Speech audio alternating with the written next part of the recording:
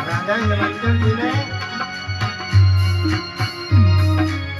राजा हिमांचल जी ने नारद जी के चरण धोए और बिठाया, हाथ जोड़ करके कहा, बाबा आपने बहुत बड़ी कृपा की, आप हमारे यहाँ आए, दर्शन दिए, पार्वती जी को बुलाया। कहा, राजन मैंने आपकी बेटी की बड़ी चर्चा सुनी है कि बड़े बड़े रोगी ठीक हो जाते हैं आपकी बेटी के दर्शन करके। बाबा सब आपकी कृपा है। नारद जी को आकर के पार्वती जी ने प्रणाम किया और हिमांचल जी ने कहा, बाबा जी आप मेरी बेटी को दीक्षा मंत्र दे दो। देखो, अगर कोई बच्चा छोटे से बचपन से ही भगवान से जुड़ जाए तो उसे अच्छा बनने से, महान बनने से दुनिया में कोई रोक नहीं सकता। अगर बचपन से कोई भक्ति करे ना तो 1000 गुना फल मिलेगा। जो बचपन में हनुमान चालीसा पढ़े, राम राम करे, 1000 गुना फल मिलेगा। जवानी में 1 गुना, बुढ़ापे में 1 गुना भी नहीं मिलता। जो भजन करोगे उतना ही फल मिलेगा। इसलिए बचपन से ही आप देखिए, ध्रुव 5 वर्ष की अवस्था में भगवान को प्राप्त कर लिया। प्रहलाद 7 साल की उम्र में भगवान को प्राप्त कर लिया है। बच्चे देखो कितने कमाल के, छोटी अवस्था में भी भगवान को प्राप्त कर लिया। हम मुसलमानों के बच्चे देखो छोटे छोटे कैसे टोपी लगाते हैं, कैसे मस्जिद में जाते हैं नमाज अदा करने के लिए। और हिंदुओं में किसी को एक हनुमान चालीसा नहीं मालूम है। बस छोटे छोटे बच्चों से क्या करो, गन्ना छुड़वाओ, पढ़ने वो आ जाइए, ये करिए। लेकिन कभी कभी धर्म की भी बात बताओ। कोई बेटा भगवान का नाम लो, बेटा भगवान की भक्ति करो, संतों की सेवा करो, माता पिता की सेवा करो, ये बातें बताइए। देखो बच्चा महान बनता कि नहीं बनता। जो बच्चा बचपन से भगवान से जुड़ जाएगा ना, देखो कमाल क्या होता है। हम देखो दूसरी तीसरी क्लास में पढ़ते थे, तब से हनुमान चालीसा पढ़ते हैं, आज भी पढ़ते हैं। तो बस धर्म से नहीं जुड़ोगे, भगवान से जुड़ोगे नहीं प्यारे, कैसे कल्याण होगा। नारद जी ने पार्वती जी को दीक्षा मंत्र दे दिया। पार्वती जी के गुरु कौन? नारद। प्रहलाद के गुरु कौन? नारद। ध्रुव के गुरु कौन? नारद। वाल्मीकि जी का गुरु कौन? नारद। व्यास जी का गुरु कौन? नारद। नारद व्यक्ति के आचार्य हैं। और देखो छोटी अवस्था में पार्वती जुड़ गई। अब हिमांचल जी हाथ जोड़ करके खड़े हुए, बोले बाबा मेरी 100 बेटों में एक बेटी है और मैं अपनी बेटी से बेहद प्रेम करता हूँ। आप ये बताइए बाबा कि इसकी रेखा देख करके इसके भविष्य के बारे में, इसको घर परिवार कैसा मिलेगा, उसको पति कैसा मिलेगा। हर माँ बाप की विचार हुए थे। नारद जी ने पार्वती का हाथ देखा तो नारद जी चौंक गए। कहा, हिमांचल तुम्हारी बेटी की जो रेखा है, ऐसी रेखा आज तक हमने संसार में किसी की नहीं देखी। कहा क्या है रेखा, क्या लिखा हुआ है? तो नारद जी कह रहे हैं,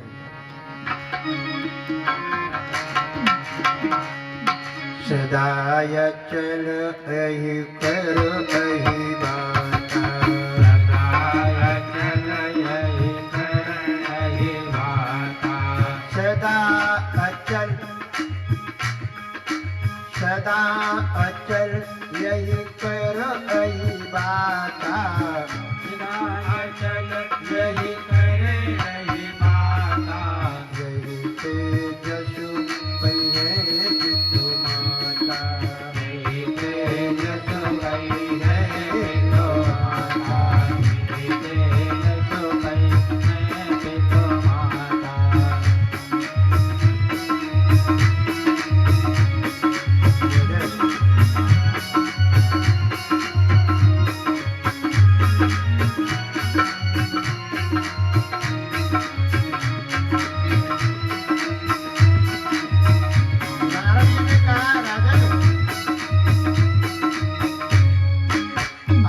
माने क्या होता है पता है? अहिबाता किसे कहते हैं? अहिबाता माने मांग का सिंदूर, सुहाग।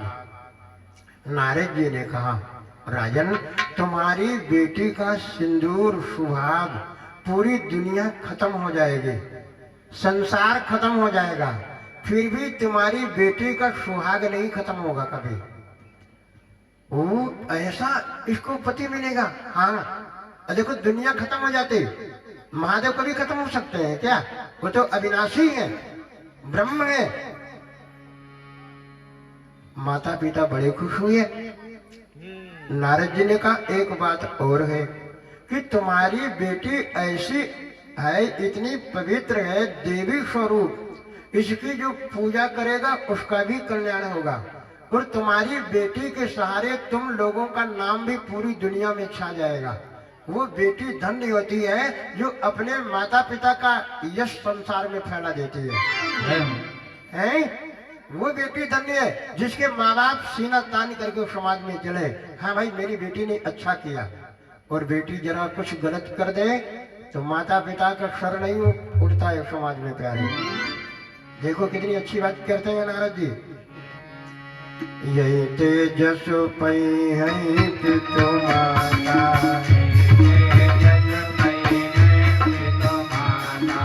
यही सेवक कछु दुर्लभ लाई,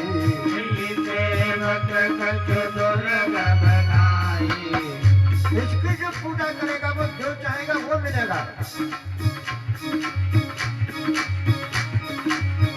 भैया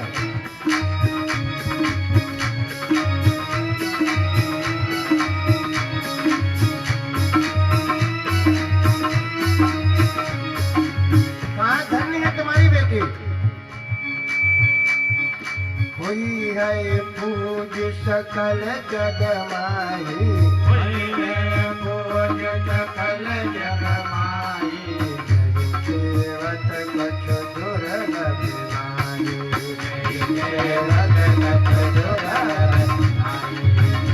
सेवत कछु दुर्लभ नाही।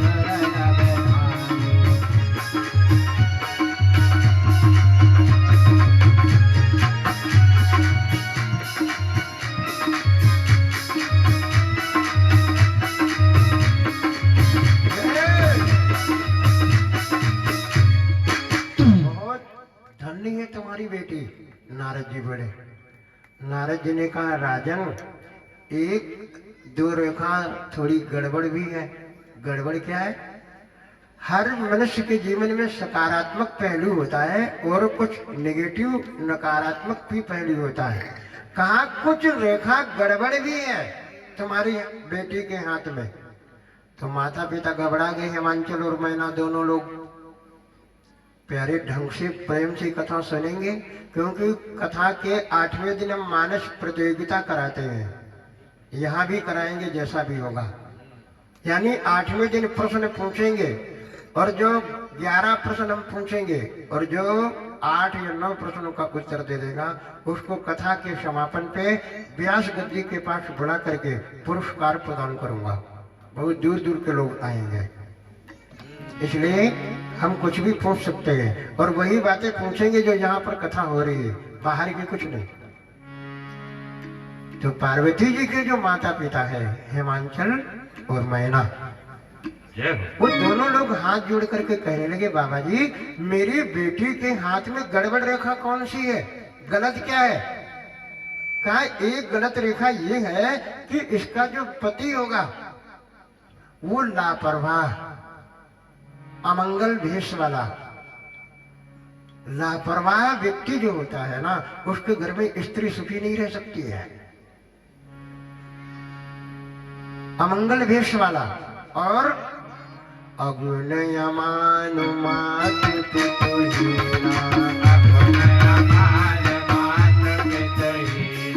उसके कोई माता पिता नहीं होंगे, उसका कोई कुल खानदान नहीं होगा। भाई महादेव का क्या है? तो मैना पार्वती की माँ हिमांचल से धीरे से बोली देखो मेरी बहुत प्यारी प्यारी बेटी है, इतनी सुंदर, और उसको ऐसा पति हम नहीं करूंगी शादी। हिमांचल बोले बाबा की बात तो सुन लो। बाबा जी कहते हैं वो सत्य हो जाता है। नारद जी ने कहा एक बात कहेंगे राजन, क्या? जी जी भर के जी भर के दोष बखाने, सब जुआ मैं अनुमान।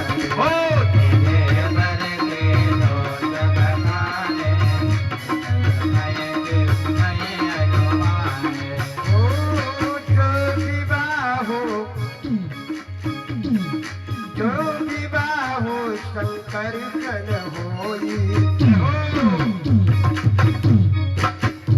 नारद जी ने कहा जो तुम्हारी बेटी की हाथ की रेखाएं, जो पति के लक्षण हम देख रहे हैं ना, वो सारे के सारे भगवान महादेव जी से मिलते हैं।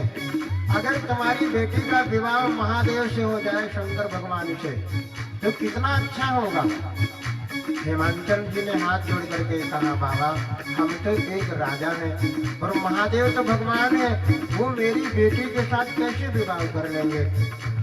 बताओ, कहा क्यों नहीं कर लेंगे? कहा एक उपाय है, अगर तुम्हारी बेटी ऐसा उपाय करे तो महादेव इसके साथ विवाह करेंगे, ये महादेव की पत्नी बन जाएगी। क्या उपाय है बाबा? वो उपाय सभी को करना चाहिए प्यारे। देखो क्या उपाय बता रहे हैं बाबा। क्या उपाय बताया? जो तप करे कुमार तुम्हारी, जो तप करे, जो तप करे कुमारी तुम्हारी, भावी में सदैव पुरारी।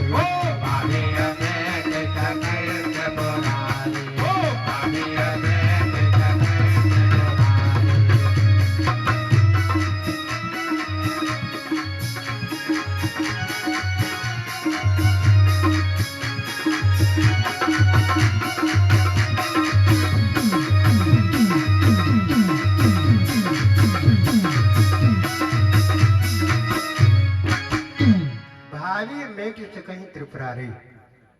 नारद जी ने कहा एक उपाय है, अगर तुम्हारी बेटी करे तो शंकर भगवान विवाह करेंगे तुम्हारी बेटी के साथ। कहा बाबा वो भगवान है, इतना बड़ा काम, कहा कोई भी काम दुर्लभ नहीं होता इस दुनिया में। कहा क्या करे मेरी बेटी? कहा अगर तुम्हारी बेटी तपस्या करे। तपस्या, भाई तपस्या क्या होती है? तपस्या माने क्या होता है? इस समय आप क्या कर रहे हो बताओ? तपस्या ही तो कर रहे हो। इतनी ठंड में दुनिया रजाई के अंदर पड़ी होगी, खुर्र खुर्र कर रही होगी, और आप लोग बैठे हो भगवान की कथा सुन रहे हो। ये तपस्या नहीं है क्या?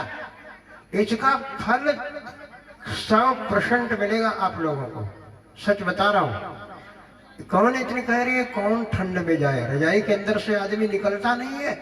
वो आप लोग अपना घर बार छोड़ करके ठंड के महीने में, बताइए इतनी ठंड पड़ रही है, पौष का महीना है, आप भगवान के लिए आप बैठे हुए हो सब कुछ छोड़ करके, तो ये तुम्हारी 3 घंटे की क्या है?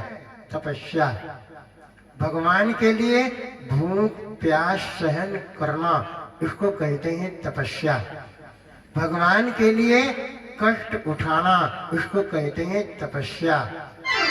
निर्जला एकादशी कोई रहता है? निर्जला एकादशी, भाई हर हर महादेव। निर्जला एकादशी को पानी तक नहीं पिया जाता है। और हमारे यहाँ देश में बहुत सारे लोग रहते हैं, एक जो एकादशी व्रत रहने जानो 100 यज्ञ का उसको पुण्य मिल गया। तो ये भी प्यारे एक तपस्या है, और बिना तपस्या से कष्ट नहीं दूर होते हैं, याद रखना। वो तपस्या नहीं तो फिर क्या? नारद जी ने कहा राजन तपस्या के बल पर ब्रह्मा जी ने पूरी दुनिया बना दी है। किसके बल पर? तपस्या के बल पर। तुम भी तपस्या करो, तुम भी महान बन जाओगे। बड़े बड़े लोगों को देख रहे हो, बड़े बड़े साधु महात्माओं को हवाई जहाज से चलते हैं, क्यों? तपस्या कर रखी है। नारद जी ने कहा, राजन तप बल रचई प्रपंच विधाता, तपस्या के बल पर ब्रह्मा जी ने पूरी दुनिया बनाई है।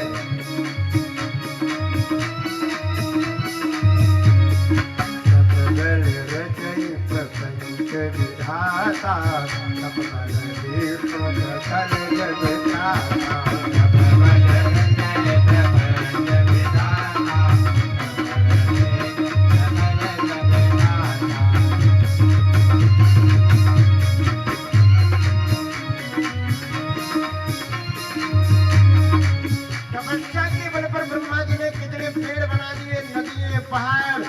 दुनिया सारी कितनी बड़ी है, कैसे बन गई? तपस्या के बल पर। भगवान विष्णु भगवान कैसे बने? तपस्या के बल पर। महादेव महादेव कैसे बने? तपस्या के बल पर। तप बल शंभु करई संहारा। तपस्या के बल पर शेषनाग ने पूरी पृथ्वी को अपने सर पे रोक रखा है। आप 2 कुंटल नहीं रोक सकते हो, करोड़ों कुंटल कितना वजन है पृथ्वी में, और शेषनाग ने अपने सर पे रख रखा है। कैसे? तपस्या के बल पर। नारद जी ने कहा, तुम्हारी बेटी तपस्या करे तो महादेव पति के रूप में मिल जाएंगे। इतना कहकर के नारद जी चले गए। राजा हिमांचल मैना कहने लगी, हमारी बेटी अभी बहुत छोटी है, छोटी उम्र है इसकी, मैं अपनी बेटी को जंगल नहीं भेजूंगी तपस्या करने के लिए। लेकिन पार्वती जी को महादेव जी से प्रेम है, वो महादेव के लिए ही आई है संसार में, महादेव के अलावा उनका कोई है ही नहीं। पार्वती को बहुत प्रेम है महादेव जी से। और एक दिन पार्वती अपनी माँ के पास बैठ गई और बोली, माँ हमने सुबह सुबह एक सपना देखा है, और सवेरे का सपना सच हो जाता है। क्या देखा है? कहा, सपने में एक गोरे रंग का ब्राह्मण आया है और वो मेरे से कह रहा है, बेटी तुम जाओ तपस्या करने के लिए, जाइए ना। पार्वती ने कहा, माँ अगर आपकी आज्ञा हो, तुम बुरा न मानो तो मैं जाऊं तपस्या करने के लिए। कहा, बेटी तुम बहुत छोटी हो। अरे माँ तुम चिंता न करो, तुम परेशान न हो, मुझे जाने दो ना। मैना ने कहा, तुम्हारे पिताजी से पूछ लो। हिमांचल से कहा कि बेटी तपस्या करने जाना चाहती है। हिमांचल जी ने कहा, भी बहुत छोटी है। कहा, मैं भी समझा रही हूँ। पार्वती जी ने कहा, पिताजी चिंता मत करो, मुझे जाने दो। भाई पार्वती को कौन रोक सकता है? पार्वती राजा की बेटी है, सब भाइयों में अकेली बहन। उन्होंने राजसी कपड़े, सोना चांदी जो पहन रखा था सब उतार करके रख दिया, साधारण कपड़े पहन लिए और कमंडल ले लिया, सफेद वस्त्र धारण कर लिया। और देखो छोटी सी पार्वती हाथ में कमंडल लेकर के और तपस्या करने के लिए चल पड़ी। अच्छा, इतने भक्तों में कोई नवरात्रि व्रत रहता है? कितने लोग रहते हैं? अच्छा, बहुत अच्छी बात है। अब हम आपसे प्रश्न ये पूछ रहे हैं कि जैसे पहली जो नवरात्रि होती है किसकी पूजा होती है? बताओ, बोलो। प्रथम शैलपुत्री, द्वितीय ब्रह्मचारिणी। अगर हमें पूरा ज्ञान हो जाएगा तभी तो हमें नवरात्रि व्रत का पूरा पूरा लाभ भी मिलेगा। ये प्यारे कोई बातें आपको नहीं बता सकता है। प्रथम शैलपुत्री, पहले दिन शैलपुत्री माता की पूजा होती है। शैलपुत्री किसे कहते हैं? पार्वती माँ को। दूसरी नवरात्रि को ब्रह्मचारिणी की पूजा होती है। और ब्रह्मचारिणी माता किसे कहते हैं? पार्वती जी को। ब्रह्मचारिणी का वेश कैसा है? सफेद वस्त्र, हाथ में कमंडल। जो पार्वती तपस्या करने जा रही हैं, इस पार्वती के रूप को ब्रह्मचारिणी का रूप कहते हैं। नवरात्रियों के दूसरे दिन ब्रह्मचारिणी माता की पूजा होती है। समझ गए ना प्यारे? तो पार्वती ने ब्रह्मचारिणी देवी का स्वरूप बन गई। सफेद वस्त्र पहन लिए, सोना चांदी सब उतार करके रख दिया। देखो, एक राजा की बेटी और नंगे पांव कमंडल लेकर के जंगल की तरफ जा रही है। इतनी कोई तपस्या करेगा तो दुनिया में क्यों नहीं मशहूर हो जाएगा, क्यों नहीं उसका भाग्य अच्छा बनेगा। करना नहीं लोग चाहते हैं। बहुत अच्छी बात है प्यारे, तुम्हारे जीवन के लिए समझो तो। और देखो पार्वती जी चल पड़ी। भाई 100 भाई रोकते रहे, बहन मत जाइएगा। नहीं भैया, भैया मत रोको। देखो अब हमारे यहाँ की बहनें क्या करती हैं इस युग में, भाई लोग तो फोन चलाते ही हैं, वो भी पूरे दिन फोन में लगी रहती, फर फर करती रहती है। ये वो भी पूरे दिन फोन ही चलावे।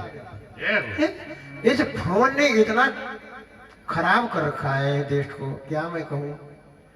गन्ना खेत में जाए तो भी फोन रखा। अब आगे कुछ ऐसे शब्द हैं जिसे बोल नहीं पाएंगे। इतना मोबाइल से लोगों को प्यार है, 1 मिनट के लिए भूल जाए, अरे न जाने कौन सा खजाना छूट गया है। हद हो गई। बहुत गूढ़ बातें हैं प्यारे, समझो आप इन बातों को। उर्धर उमा, उर्धर उमा प्राण पति चरना।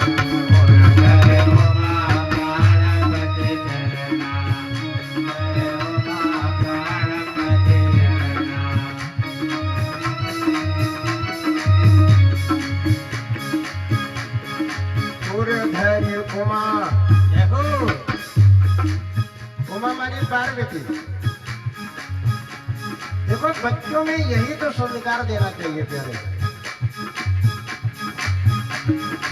उर्धर उमा प्राण पति चरना, उमा प्राण पति चरना।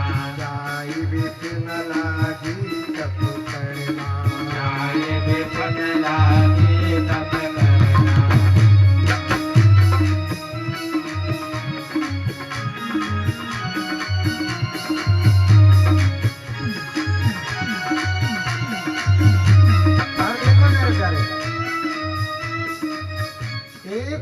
साधारण नहीं, एक राजा की बेटी है, 100 भाइयों के बीच में अकेली बहन है माँ पार्वती। हेमांचल की बेटी है, कोई कमी नहीं है, सोना चांदी सब पहाड़ों की खान से निकलता है।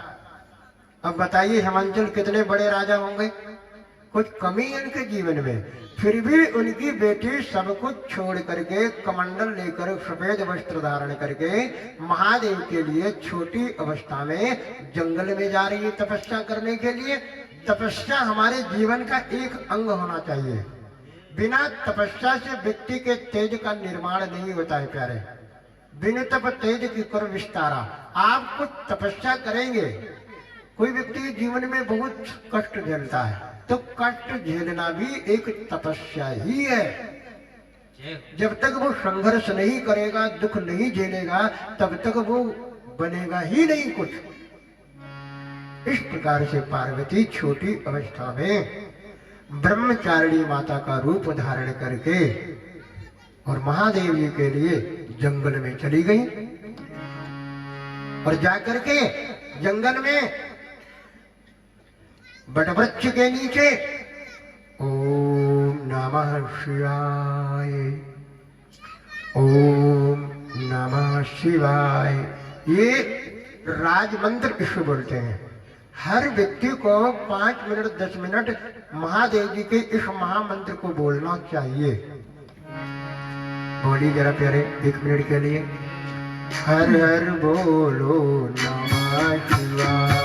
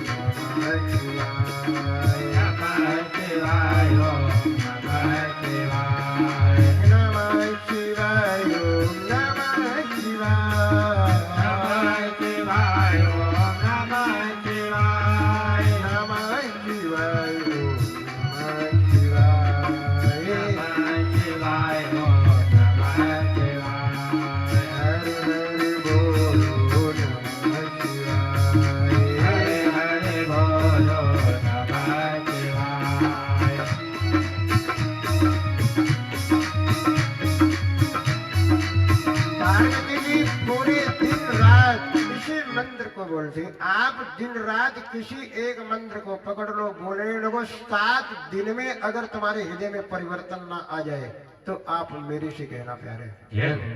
किसी भी मंत्र को बोलो आप। मंत्र में एक अद्भुत शक्ति होती है, हर शब्द में शक्ति होती है। कोई आदमी किसी को गाली देता है, क्यों आदमी गुस्सा हो जाता? प्यार से बोलता तो खुश हो जाता। तो ये क्या है? ये शब्दों का चमत्कार ही तो है। प्रेम से बोलो खुश, गाली दो व्यक्ति गुस्सा हो जाएगा। तो ये क्या है? शब्दों का ही महिमा है। तो पार्वती ओम नमः शिवाय। 100 भाई है पार्वती जी के, जंगल में भोजन लेकर के जाते हैं। बहन भोजन कर लो, फिर तपस्या करो। पार्वती भोजन कर लेती हैं। इसी प्रकार से महीनों गुजर गए। पार्वती जी ने अपने भाइयों से हाथ जोड़ करके कहा, भैया आप भोजन लेकर के जंगल में आते हो, हमारी तपस्या में बाधा पड़ती है, इसलिए आपसे मेरी विनती है, आप कल से भोजन लेकर के नहीं आओगे। अगर तुम भगवान की भक्ति करते हो तो भोजन की मात्रा आपकी कम हो जानी चाहिए। कोई आदमी 15-20 रोटी खा करके भजन नहीं कर पाएगा। जो भजन करेगा उसका भोजन थोड़ा कम हो जाता है, नींद कम हो जाती है। आप दिन रात अधिक सोते हो तो तुम्हारे पर शनि का प्रकोप है। जो भजन करेगा सोना कम हो जाएगा, भोजन कम हो जाएगा। और 3 बार भोजन और भजन 1 बार, उसमें झंझट 1000 है। 3 बार आदमी सुबह भोजन करे, दोपहर को, शाम को, और भगवान का भजन 5 मिनट के भी लिए नहीं करता है 24 घंटे में। बताइए कितनी अज्ञानता है। जिस भगवान ने तुम्हें सब कुछ दिया है, जमीन दी है, घर दिया है, परिवार दिया है, सुंदर शरीर दिया है, अभी दुर्घटना हो जाए, एक आंख फूट जाए तो, आप जा रहे हो बाइक से गिर जाए, एक पैर टूट जाए तो एक पैर की कितनी कीमत होती है। और इतना मूल्यवान शरीर आपको किसने दिया है मेरे प्यारे? भगवान ने दिया है। तो 24 घंटे में 5 मिनट नहीं भगवान का नाम ले सकते हो। लेना चाहिए कि नहीं लेना चाहिए? लेना चाहिए ना? तो लिया करो ना, लिया करो प्यारे, जीवन बदलेगा आपका। पार्वती जी ने कहा भैया भोजन लेकर के मत आना। देखो पार्वती जी की तपस्या। भाइयों ने भोजन देना बंद कर दिया। कहा ठीक है बहन, जैसे तुम्हारी आज्ञा है, ठीक है बहन, नहीं आएंगे। और इसीलिए चौपाई लिखी है, देखो, कुछ दिन भोजन बारी बतासा। बतासा माने क्या? चौपाई शब्द देखेंगे आप। कुछ दिन भोजन बारी बतासा, ये कठिन कुछ दिन उपवासा।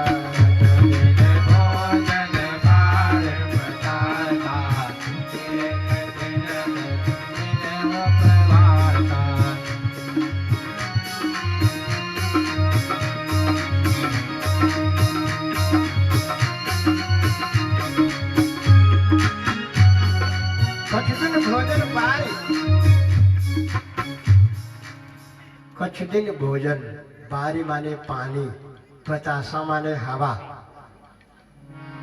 कुछ दिन भोजन किया, भोजन के बाद 24 घंटे ओम नमः शिवाय, ओम नमः शिवाय। थोड़ा पानी पी लेती है बस। ओम नमः शिवाय, ओम नमः शिवाय, ओम नमः शिवाय। और भगवान महादेव जी के हृदय में बसा रखा है। ये भक्ति है। फिर पानी पीना बंद, हवा के सहारे ओम नमः शिवाय, ओम नमः शिवाय, ओम नमः शिवाय। सारे सुख छोड़ दिए भगवान की भक्ति के लिए। फिर 3000 वर्ष तक रामायण में प्यारे लिखा है कि पार्वती माता जी ने बेल के पत्ते खाए हैं, सूखे पत्ते। इसलिए भगवान महादेव जी के शिवलिंग के ऊपर जो बेल पत्र चढ़ा देता है उसके सारे दुख दूर हो जाते हैं। लिखा है त्रिदलम त्रिगुणाकारम त्रिनेत्रम च त्रिधादम त्रिजनम पाप संहारकम एक बेलपत्रम शिव अर्पणम। एक बेलपत्र जो भगवान महादेव जी के ऊपर चढ़ाता है उसके 3 जन्म के पाप दूर हो जाते हैं। उसकी गरीबी दूर हो जाती है जो महादेव जी के ऊपर बेलपत्र चढ़ाता है। क्योंकि पार्वती माता जी ने 3000 वर्ष तक बेल के पत्ते खाए। जब उन्हें भूख लगे तो बेल के पत्ते खा लेती थी। और बेल के पत्ते एक औषधि भी है, शुगर की बीमारी भी बेल पत्ते दूर कर देते हैं। और इसलिए शास्त्रों में लिखा कि जो बेल का पेड़ अपनी जमीन में लगाता है उसके जीवन में कभी गरीबी नहीं आती है। प्यारे, बेल का पेड़ जो है लक्ष्मी माता का स्वरूप माना जाता है। बेल वृक्ष का रोपण व्यक्ति को करना चाहिए। आप हमारे आश्रम में आइए, बेल का पेड़ लगा है, आंवला का भी पेड़ है, ये बड़े अद्भुत पेड़ होते हैं। तो 3000 वर्ष तक पार्वती जी ने बेल पत्ते खाए, फिर बेल पत्रों को भी खाना बंद कर दिया। फिर उनका एक नाम, नया नाम पड़ गया, अपर्णा देवी। पुन परिहर्यो सुखान्यो परे नाम, ओ महीना में तब भयो अपरना।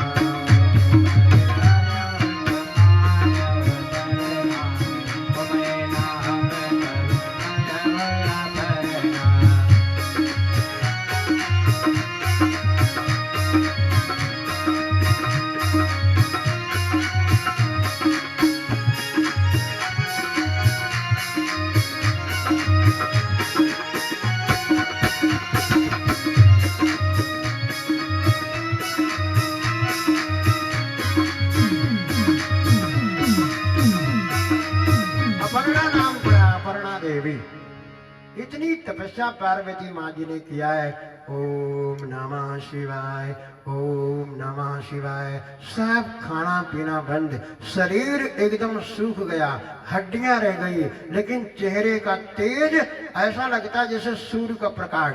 जितनी भक्ति करोगे, ओम नमः शिवाय, ओम नमः शिवाय। भगवान ने आकाशवाणी में कहा, वो देवी पार्वती, एक दुनिया में ब्रह्मांड में बड़े बड़े साधु महात्मा हुए हैं, लेकिन इतनी बड़ी तपस्या आज तक किसी ने नहीं की है जैसे आपने की है। तुम्हें महादेव पति के रूप में मिलेंगे। भगवान आकाशवाणी में बोले, काहू न अस तप कीन भवानी, काहू न अस तप कीन भवानी, भय अनेक धीर मुनि ज्ञानी। काहू न अस तप कीन भवानी, भय अनेक धीर मुनि ज्ञानी। ओ भय अनेक धीर मुनि ज्ञानी।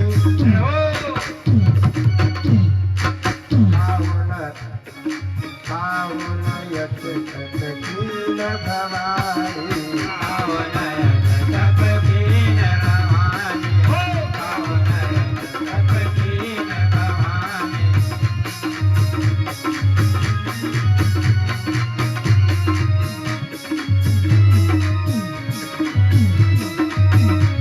भगवान का महादेव तुम्हें पति के रूप में मिलेंगे। तुम्हारे पिताजी जब बुलाने के लिए आए तो तुम घर चली जाना। और जब 7 महात्मा, 7 साधु लोग तुम्हारी परीक्षा लेने आए तो समझ लेना कि महादेव ने भेजा है। जय जय।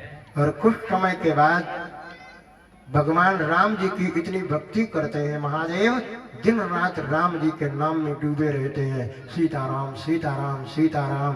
भगवान राम महादेव जी का नेम और प्रेम देख करके प्रकट हो गए। बोले, महादेव अगर तुम मुझसे प्रेम करते हो तो मेरी बात भी मानो। बताइए प्रभु। भगवान कहते हैं, आप हिमांचल जी की बेटी पार्वती जी से विवाह करो मेरे कहने से। महादेव विवाह नहीं करना चाहते थे, लेकिन भगवान के कहने से उन्होंने स्वीकार कर लिया। कहा, ठीक है प्रभु। और भगवान महादेव जी ने 7 महात्माओं को भेजा कि जाइए तुम लोग पार्वती के प्रेम की परीक्षा लो और देखो उनके अंदर सच्चा प्रेम है या नहीं है, तब हम विवाह करेंगे। तो 7 साधु लोग जहाँ पार्वती जी तपस्या कर रही हैं, वहीं आकर के पार्वती जी को घेर करके खड़े हो गए और बोले, देवी कहीं अगर राधव का तुम चाहो, हम सन सच मरम बिना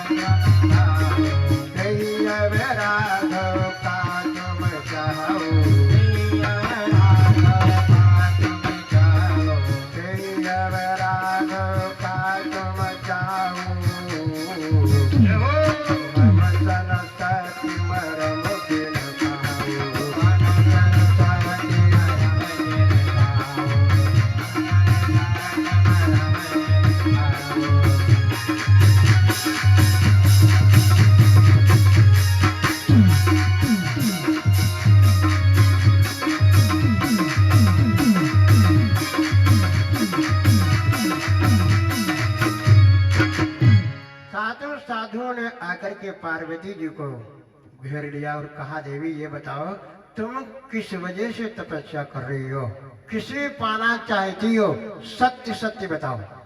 पार्वती जी ने साधुओं को प्रणाम किया और कहा, बाबा जी हम भगवान महादेव जी की तपस्या कर रही हूँ और महादेव जी को पति के रूप में पाना चाहती हूँ। महात्माओं ने कहा, देवी तुम पागल हो। क्यों बाबा, हम पागल क्यों हैं?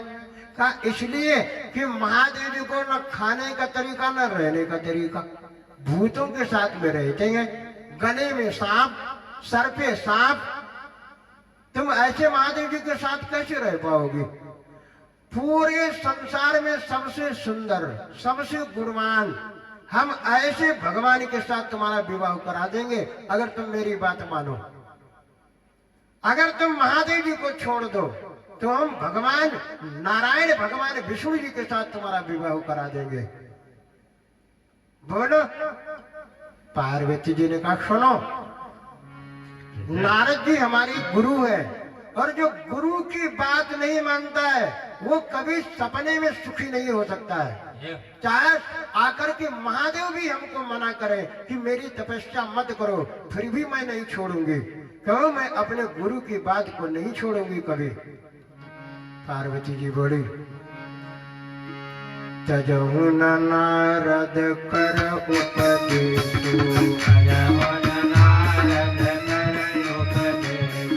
तजहु न नारद कर उपदेशु, आप कहानी सतबार बहेशु,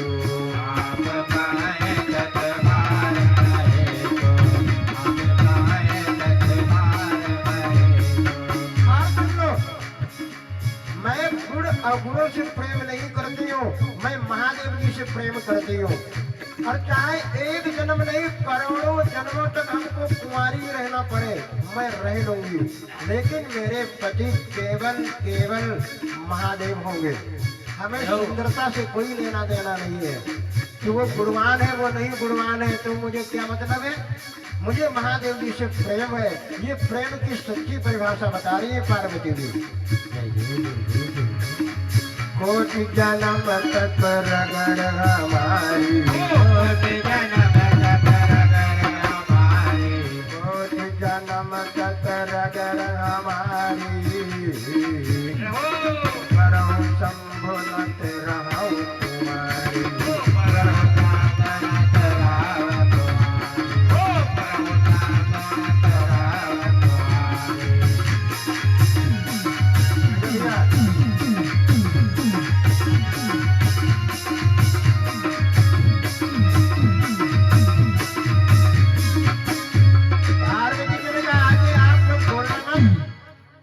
साधु महात्मा हाथ जोड़ करके नतमस्तक हो गए। कहा, माता जी महादेव हमारे भगवान है, आप मेरी माँ की तरह हो।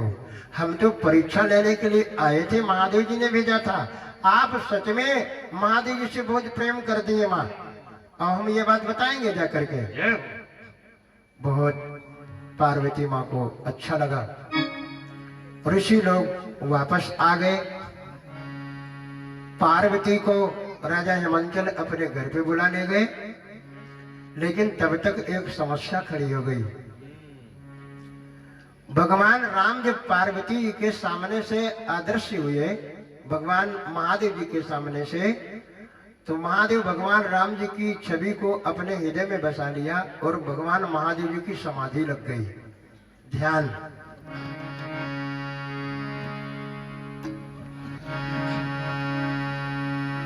देख लो।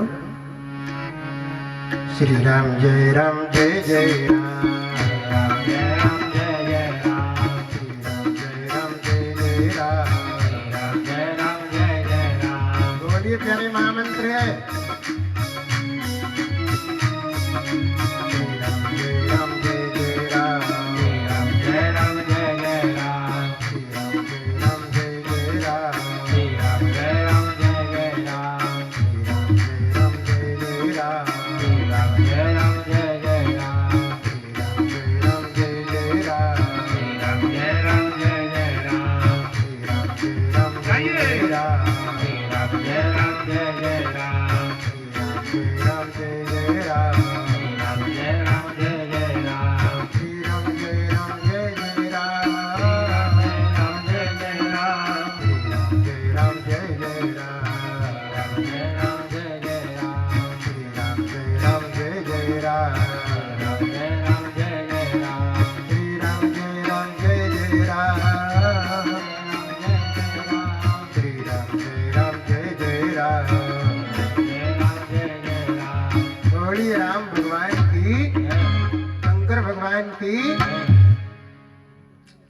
इस प्रकार से भगवान महादेव जी की तब तक समाधि लग गई, नेत्र बंद हो गए और महादेव जी की समाधि लग गई।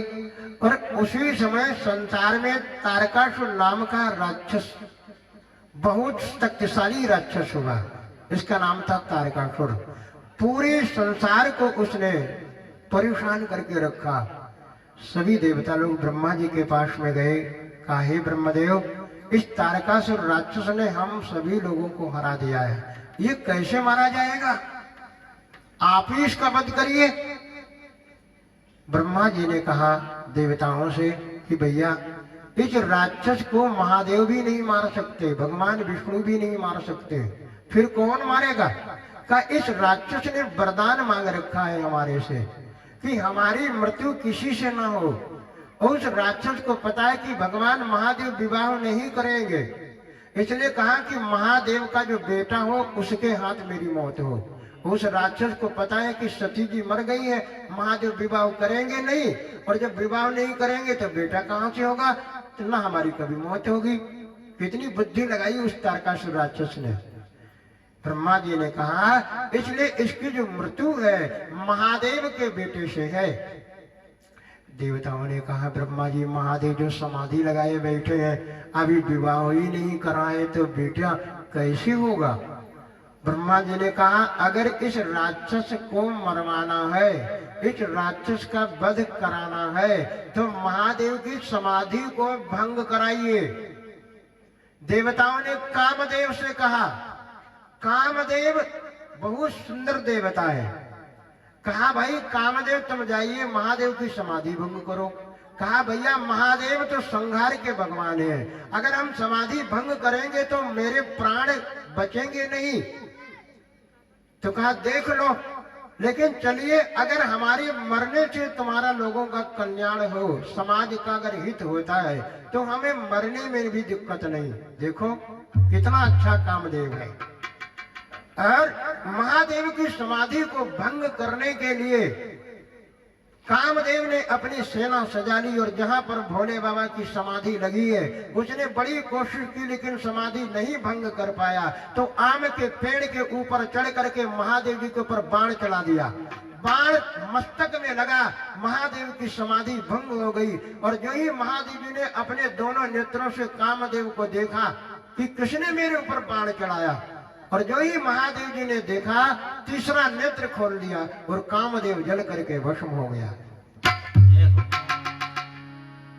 संक्षेप में कह रहा हूं प्यारे, कथा का विस्तार बहुत बड़ा, अभी राम कथा प्रारंभ नहीं हो पाई है। तव शिवती शरणयन उघारा, शिवती शरणयन उघारा, तव शिवती शरणयन उघारा, तव शिवती शरणयन उघारा, चितवती काम भयो जरिकारा, चितवती काम भयो जरिकारा।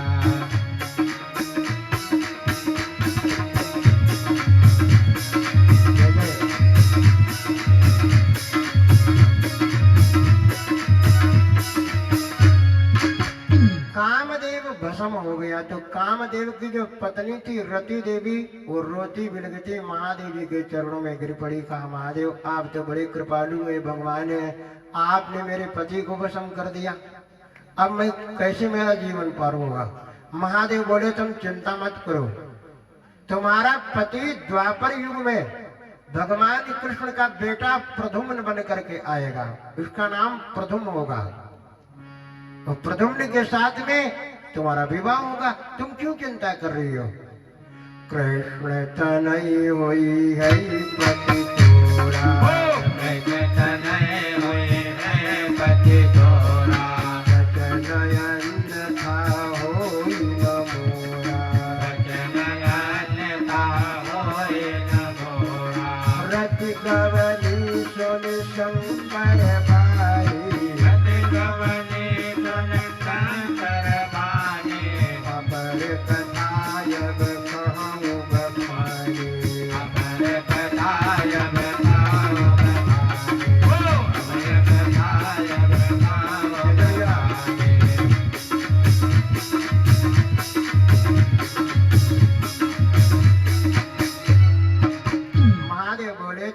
पति द्वापर युग में भगवान कृष्ण का बेटा बनेगा, तब तुम्हारे साथ विवाह होगा, चिंता मत करो देवी।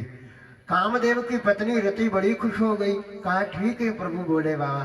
भगवान महादेव जी को प्रणाम किया। महादेव की समाधि जब भंग हो गई, अपने कैलाश पर्वत पर चले गए। अब सारे देवता ब्रह्मा जी के पास में आए, बोले ब्रह्मा जी अब महादेव जी को मना करके किसी तरीके से महादेव जी का विवाह कराइए, और इनके बेटा होगा वो तारकासुर को मारेगा। ब्रह्मा जी ने कहा भाई चलो हम कहते हैं महादेव जी से। तो सारे देवता लोग, भगवान विष्णु ब्रह्मा जी सब कैलाश पर्वत पर गए और महादेव जी से हाथ जोड़ करके बोले हे महादेव, आप कैलाश पर्वत पर अकेले रहते हो, हम लोग आज आए हैं, कोई चाय बनाने वाला नहीं, हम लोगों को बड़ा दुख लग रहा आपका ये सब देख करके। अब देवता जो स्वार्थी आदमी होता है ना, बहुत घुमा फिरा करके बात करता है, बहुत दिमागदार होता है। अब वो अपनी बात तो नहीं कहेगा, बात ऐसी करेगा जैसे लगेगा भाई हम इनके बहुत बड़े हितैषी हैं। अब देवता लोग सीधे सीधे बात नहीं कर रहे हैं, महादेव विवाह करो, आप विवाह नहीं करोगे आपके बेटा नहीं होगा तो तारकासुर राक्षस नहीं मारा जाएगा। तो इधर उधर की बात घुमा करके देवता लोग बोल रहे हैं महादेव आप अकेले रह रहे हो कैलाश पर्वत पर, कोई बात करने वाला नहीं है, और बड़ा सन्नाटा सा कैलाश पर्वत पर लग रहा है, और हम लोग ये बहुत दिन हो गए हैं किसी दावत में नहीं गए हैं, बारात में नहीं गए हैं, इसलिए हम लोगों की इच्छा है प्रभु आप विवाह कर लो। महादेव बोले बिल्कुल भी नहीं, जाओ आप लोग यहाँ से, हमें विवाह फिवाह नहीं करना है, बड़ा झंझट है इसमें। देवताओं ने कहा आपका जब हो गया महादेव कैसे मानेंगे। तो भगवान विष्णु कहने लगे ऐसा है महादेव, जगत के कल्याण के लिए अगर आप विवाह नहीं करोगे तो इस संसार का दुख नहीं दूर होगा, क्योंकि जब समुद्र मंथन से जहर निकला था ना, तो उस जहर से सारी दुनिया जलने लगी थी, तब आपने जहर आपने ही पिया था, तब आपका एक नाम पड़ गया था नीलकंठ। बोलो नीलकंठ भगवान की जय हो। नीलकंठ भगवान महादेव जी का नाम पड़ा जब उन्होंने जहर अपने कंठ में रख लिया था। हे महादेव आप कृपा करो, आपने हमेशा संसार का दुख दूर किया है, सबको सुख दिया है भगवान, आज जगत के कल्याण के लिए विवाह करो। देखो महादेव विवाह नहीं करना चाहते थे, लेकिन जगत के कल्याण के लिए विवाह करने जा रहे हैं। राम कथा में बहुत सारे विवाह हुए हैं, लेकिन 2 विवाह आज भी पूरे नहीं हो पाए। 2 लोग विवाह करना चाहते थे, भगवान ने उनका होने नहीं दिया, और महादेव करना नहीं चाहते हैं तो करवा रहे हैं जबरदस्ती, करो, अद्भुत भगवान की माया है। महादेव बोले प्रभु नारायण अगर आप कह रहे हो तो हम तैयार हैं। कहा ठीक है, जो ही भगवान महादेव जी ने हाँ कर दिया, हम विवाह करने के लिए तैयार हैं, राजी हैं। देवता लोग खुश हो गए, जय जयकार करने लगे, फूल बरसाने लगे, हारा हारा महादेव, सब लोग बोलेंगे हारा हारा महादेव। भगवान महादेव जी की कथा प्यारे सारे सुखों को देने वाली है, समस्त दुखों को दूर कर देती है। जो महादेव जी के पावन चरित्र को बड़े प्रेम के साथ सुनता है, ये महादेव जी की कथा प्यारे सुन रहे हो, शंकर पार्वती जी के विवाह की कथा। किसी लड़के की शादी नहीं हो रही है, बड़ी बाधाएं, और बाधाएं गांव के लोग भी डाल देते हैं, अरे कहाँ करने जा रहे हो, ठीक नहीं है। अगर किसी लड़के की शादी में बाधा है या किसी लड़की की शादी में बाधा है, तो ऐसा शास्त्र में लिखा है कि शिव और पार्वती जी के विवाह की कथा सुनने से बाधाएं दूर हो जाती है, और उसके घर में कोई न कोई मंगल कार्यक्रम अवश्य होता है। बहुत अद्भुत कथा है प्यारे, विवाह की कथा। महादेव जी राजी हो गए। उधर हिमांचल जी पार्वती को घर पे बुला लेते हैं, ब्रह्मा जी पत्री लिख करके और कहते इस तारीख को बारात आएगी, आप तैयारियां करो। ब्रह्मा जी और नारद जी बिचौलिए हैं, और पत्र लिख करके ब्रह्मा जी ने हिमांचल जी के पास भेज दिया। हिमांचल जी विवाह की तैयारियां करने लगे, अपने रिश्तेदारों को उन्होंने निमंत्रण दे दिया, पत्र बांट दिया। लेकिन शंकर जी के गणों ने कहा महादेव आपके पास में कुछ है नहीं, आपने कैसे शादी के लिए स्वीकार कर लिया? न सोना है, न चांदी है, न कपड़े हैं, बहुत बड़ी व्यवस्था लगती है और आपके पास कुछ नहीं है, आपने कैसे हाँ कर लिया? महादेव बोले हमने भगवान के कहने से हाँ किया है, भगवान जाने हमें कोई चिंता नहीं है। और प्यारे यहाँ से महादेव जी के विवाह की कथा प्रारंभ हो रही है। सारे देवता लोग महादेव जी की बारात में जाने के लिए तैयार होकर के कैलाश पर्वत पर एकत्रित हो गए हैं सब देवता लोग, और महादेव अभी वैसे बैठे हुए हैं। तो महादेव जी के जो गण लोग हैं वो भगवान महादेव जी को सजा रहे हैं। कहा प्रभु जब आप दूल्हा बन करके जाओगे तो कुछ तो आप सजावट कर लो। तो महादेव जी का श्रृंगार कर रहे हैं शंकर जी के गण लोग। बड़ी मार्मिक चौपाइयां हैं प्यारे, ध्यान देना। शिवे शंभु गण करहि सिंगारा,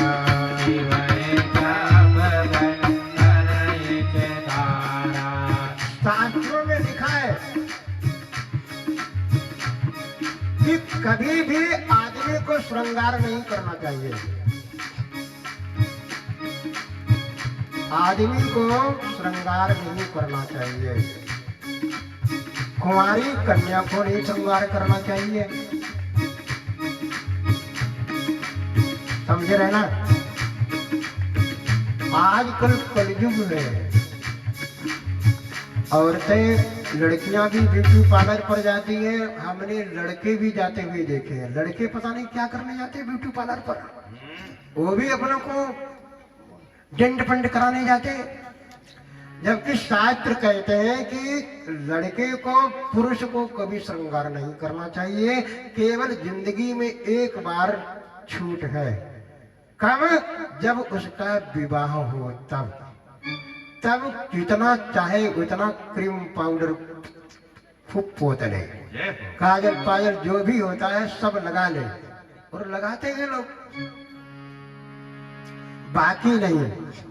शास्त्रों की बात करते हैं प्यारे। अब शंकर जी के जो गण हैं महादेव जी का श्रृंगार क्या कर रहे हैं? कुछ है ही नहीं कैलाश पर्वत पर, तो कैसे श्रृंगार कर रहे हैं?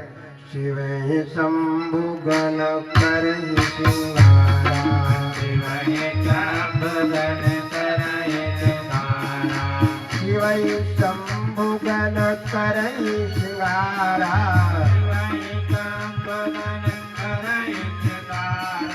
जटा मुकुट कहि मोर कुमारा,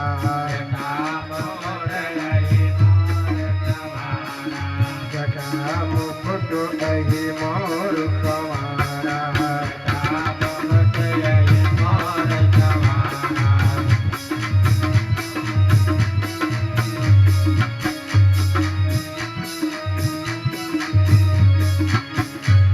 जटाओं का मुकुट, जो बड़ी बड़ी जटाएं महादेव हैं उन्हीं जटाओं का मुकुट बना दिया।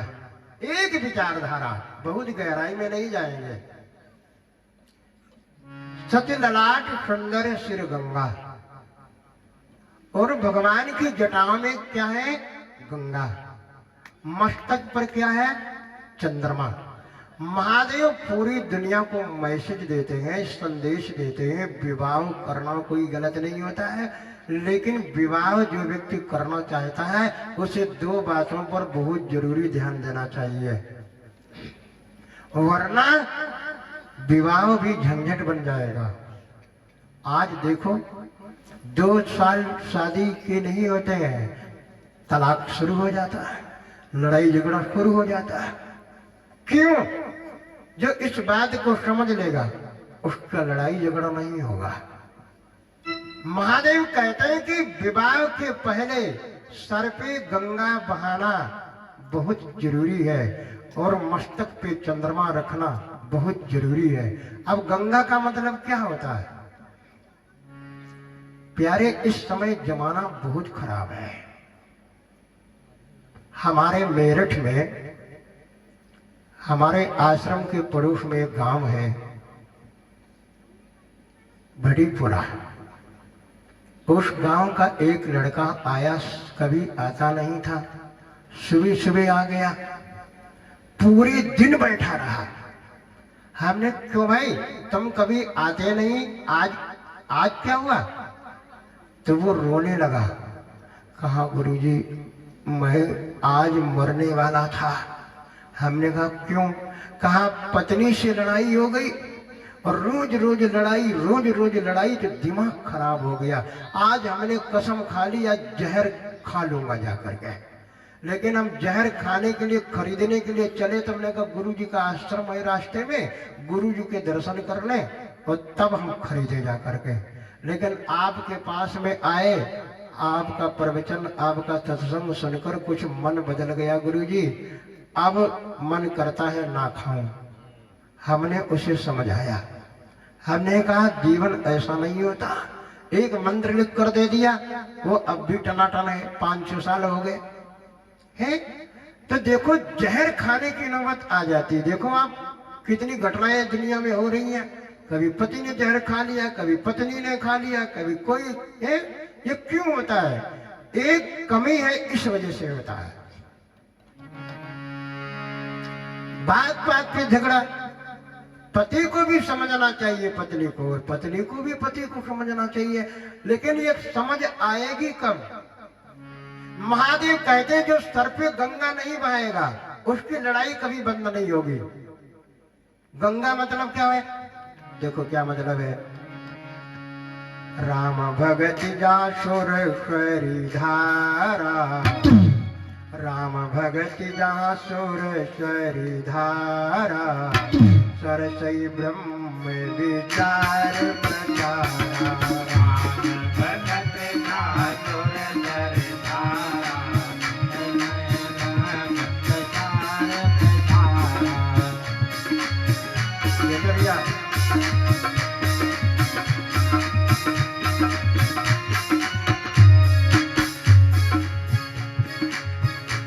राम भक्ति गंगा का मतलब,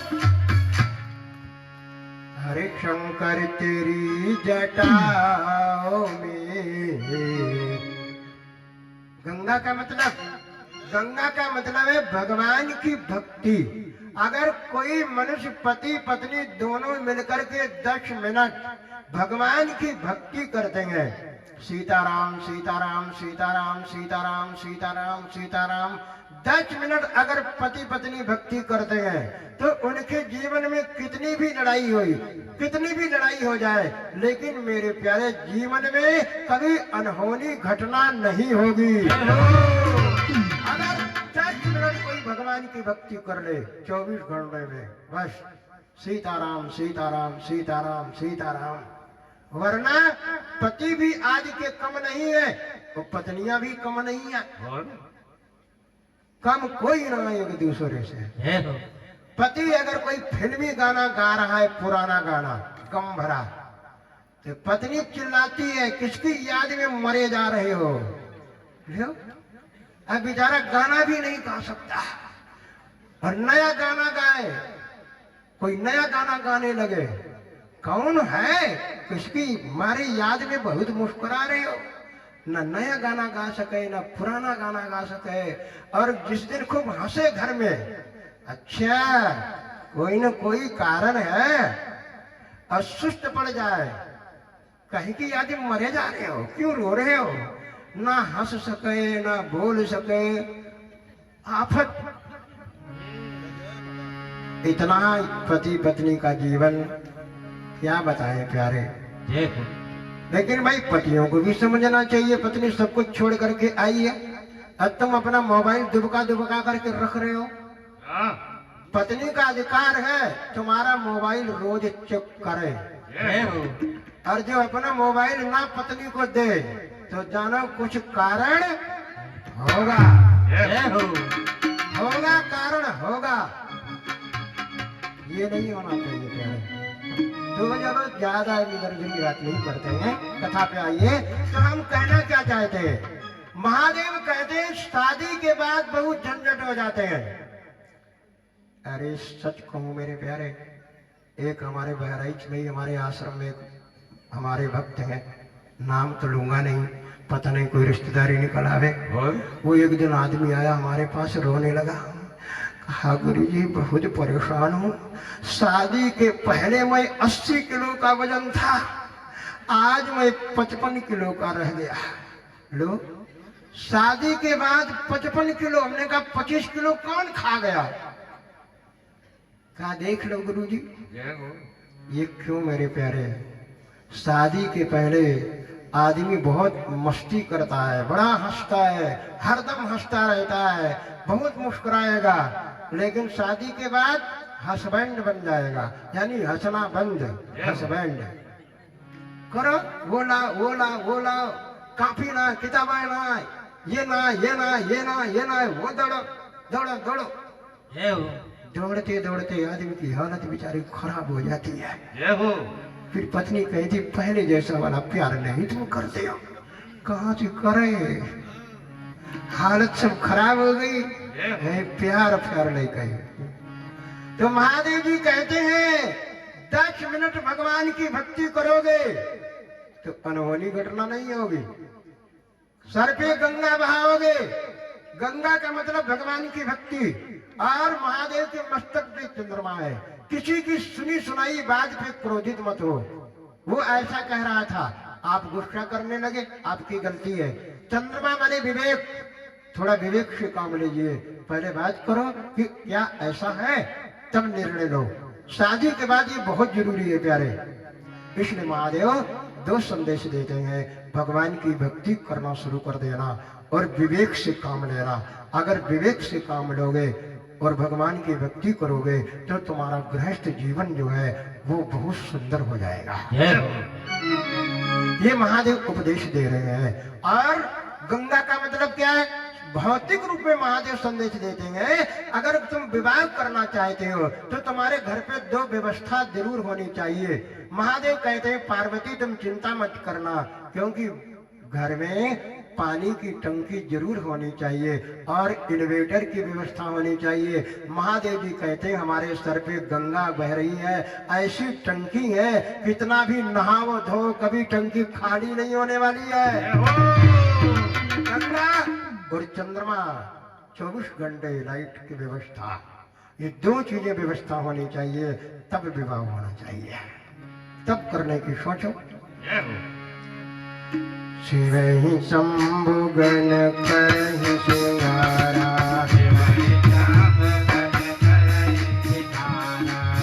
और महादेव प्रेम पाउडर नहीं लगाते, शमशान की भभूत, शमशान की राख। महादेव कहते प्यारे सुंदर सी काया मिली है तुझे भजन करने के लिए, और इसे कहीं गवा न देना झूठे प्यार के लिए। क्यों?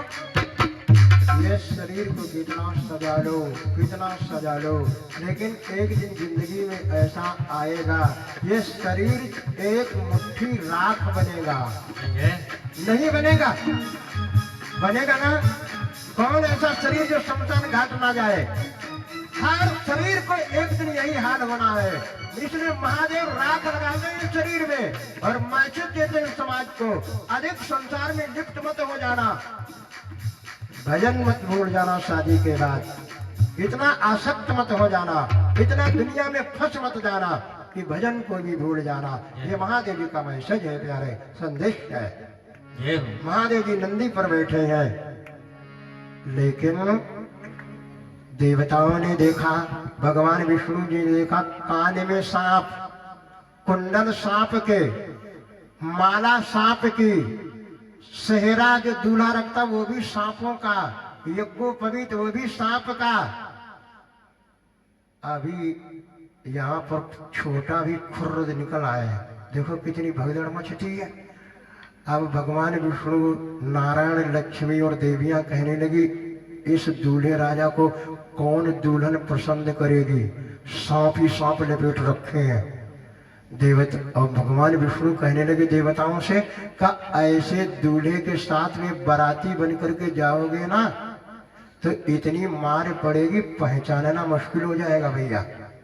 देवताओं ने कहा बात तो सही कह रहे हो प्रभु, तो अपनी अपनी टीम अलग कर लो, ऐसे दूल्हे के साथ बाराती बन करके मत जाना, वरना कुछ खाने पीने को भी नहीं मिलेगा।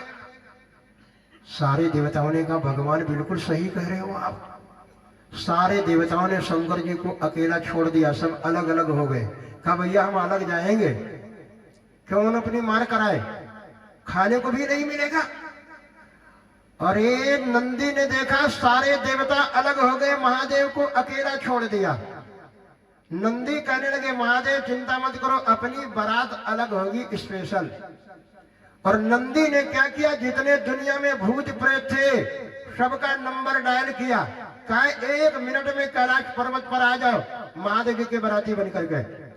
दुनिया भरे के भूत प्रेत सब शंखनी डंकरी सब महादेव जी के पास में आ गए कैलाश पर्वत पे। ये संदेश क्या है, जिसको दुनिया में कोई नहीं पूछता है, जो उपेक्षित व्यक्ति है महादेव उसको भी अपने गले लगाते हैं, भूत प्रेतों को बाराती बनाते हैं। देखो, अरे तुम अपनी बारात में ऐसे लोगों को लेकर जाइए जिनको दुनिया में कोई नहीं पूछता हो, फिर देखो भगवान कितना खुश होता है। एक लड़का एक जगह की बात है, उसने कह दिया हमारी बारात में कोई मुच्छा नहीं जाएगा, जिसके बड़ी बड़ी मुच्छ हो, हमारी बारात में सब लड़के जाएंगे। ये भी कोई बात है? अरे बूढ़े लोग जो काम में आएंगे वो कैसे बच्चे आ जाएंगे? देखो, लेकिन महादेव अपनी बारात में भूत प्रेत सभी को, जिनको दुनिया में कोई नहीं, उनको भी महादेव गले लगाते हैं। दुनिया के सताए लोग यहाँ सीने से लगाए जाते हैं, महादेव सबको गले से लगाते हैं, सबको महादेव प्यार करते हैं, क्योंकि वो महादेव है और महादेव सभी से प्रेम करते हैं। एक बात कहें प्यारे, भगवान महादेव जी के बारे में, महादेव जी से अच्छा कोई भगवान नहीं है। आदमी जब मर जाता है ना, तो बताओ कौन उसका साथ देता है? कोई बहुत रोएगा 5 कदम, कोई 10 कदम रोएगा और जाकर के शमशान में जला देते हैं। कोई वहां रुकता है शमशान में? कोई रुकता है? कोई नहीं रुकता है। और महादेव शमशान के भगवान है। महादेव कहते बेटा तुम चिंता मत करो, तुम परेशान मत होना, सारी दुनिया तुम्हारा साथ छोड़ देगी, लेकिन ये महादेव जब कोई नहीं तुम्हारे साथ में होगा तो शमशान घाट पे महादेव तुम्हारे साथ में रहेगा। देखो, ये है भगवान महादेव। इसलिए महादेव जी की भक्ति जरूर करना चाहिए प्यारे। 1 लोटा जल महादेव जी पर जरूर चढ़ाना चाहिए। महादेव जी की बारात झमाझम चली, महादेव सबसे पीछे। देखो, जो खाने पीने वाले लोग होते हैं ना, जिनको खाने की चिंता है, वो आगे आगे आगे आगे। अब देवता लोग आगे, सबसे आगे, और महादेव दूल्हा वो सबसे पीछे बिचारे। तो भूत प्रेत लोग देखो कितनी मार्मिक चौपाई है। जस दूल्हा तस बनी बराता, जस दूल्हा तस बनी बराता, कौतुक विविध होती मग जाता। जस दूल्हा तस बनी बराता, कौतुक विविध होती मग जाता। जस दूल्हा तस बनी बराता, जस दूल्हा तस बनी बराता। भूत प्रेत लोग अजीब होते हैं, किसी के एक आंख है, किसी के हजारों आंखें हैं, किसी के एक पैर, किसी के पैर है ही ना, बहुत बहुत मोटे, बहुत बहुत पतले। इस प्रकार के भूत प्रेत लोग नाना प्रकार की आवाजें मुख से निकाल रहे हैं। बैंड बाजे की जरूरत नहीं है महादेव जी की बारात में। और क्या बोल रहे हैं? हर हर महादेव।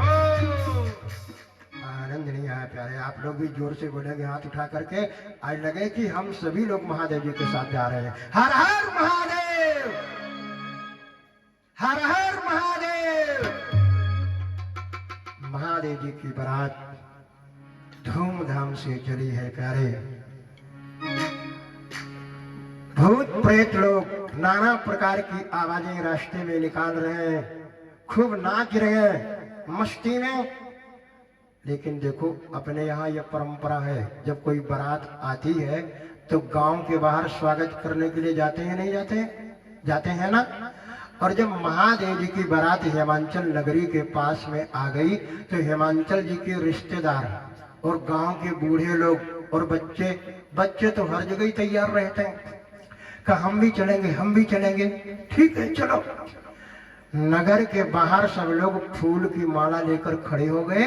दूल्हा आएगा, फूल माला पहनाएंगे, स्वागत करेंगे, फिर उनको ठहराएंगे।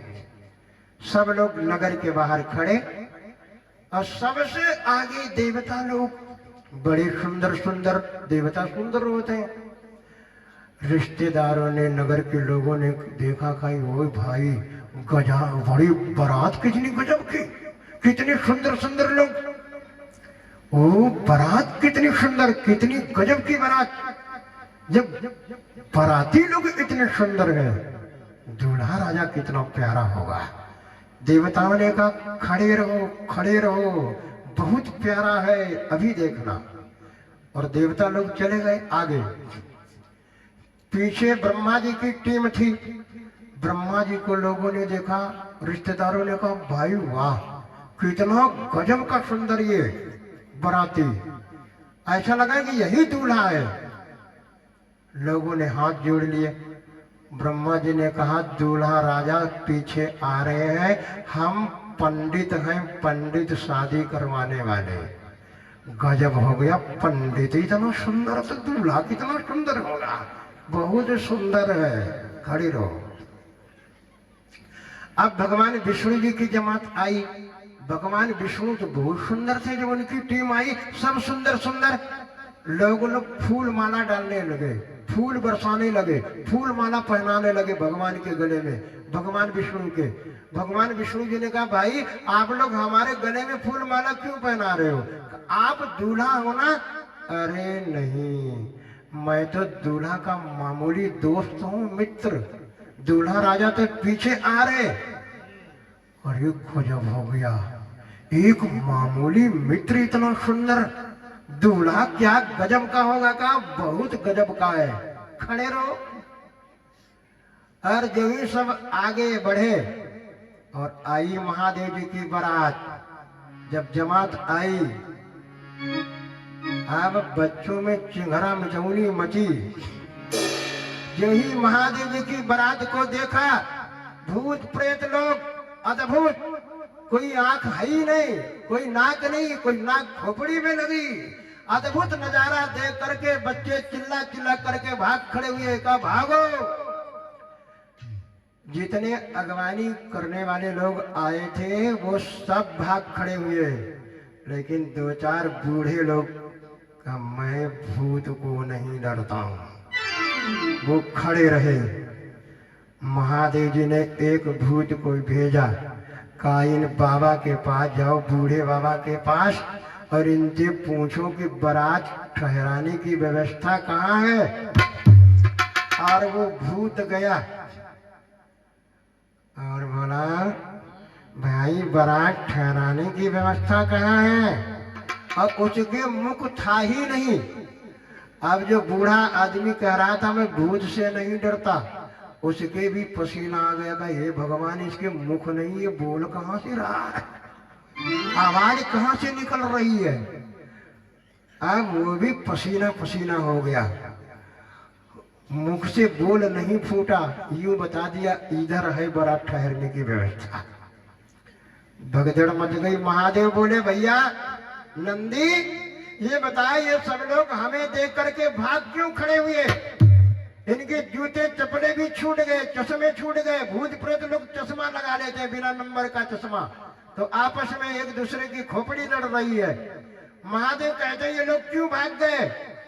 नंदी कहते महादेव ये यहाँ की परंपरा है, दूल्हे को देख करके लोग भाग खड़े होते हैं, ये यहाँ की परंपरा है, रिवाज है।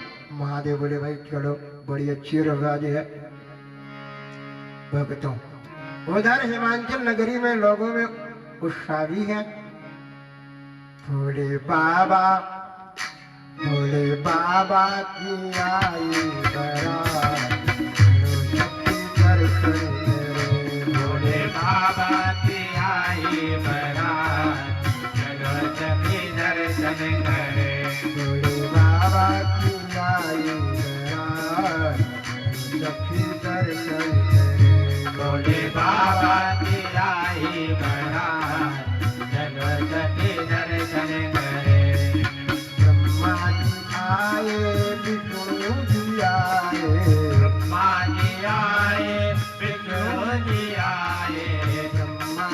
आए विष्णु जी आए माते आए विष्णु जी आए ऋषि मुनि हो आए था उसकी दर्शन विष्णु जी आए था जगत के दर्शन करे बोले बाबा की आई बारात जगत के दर्शन करे बाबा की आई बरात सखी दर्शन बोले बाबा की आई बारात जगत के दर्शन करे संगी जी नाचे संगी जी नाचे रंगे के नाचे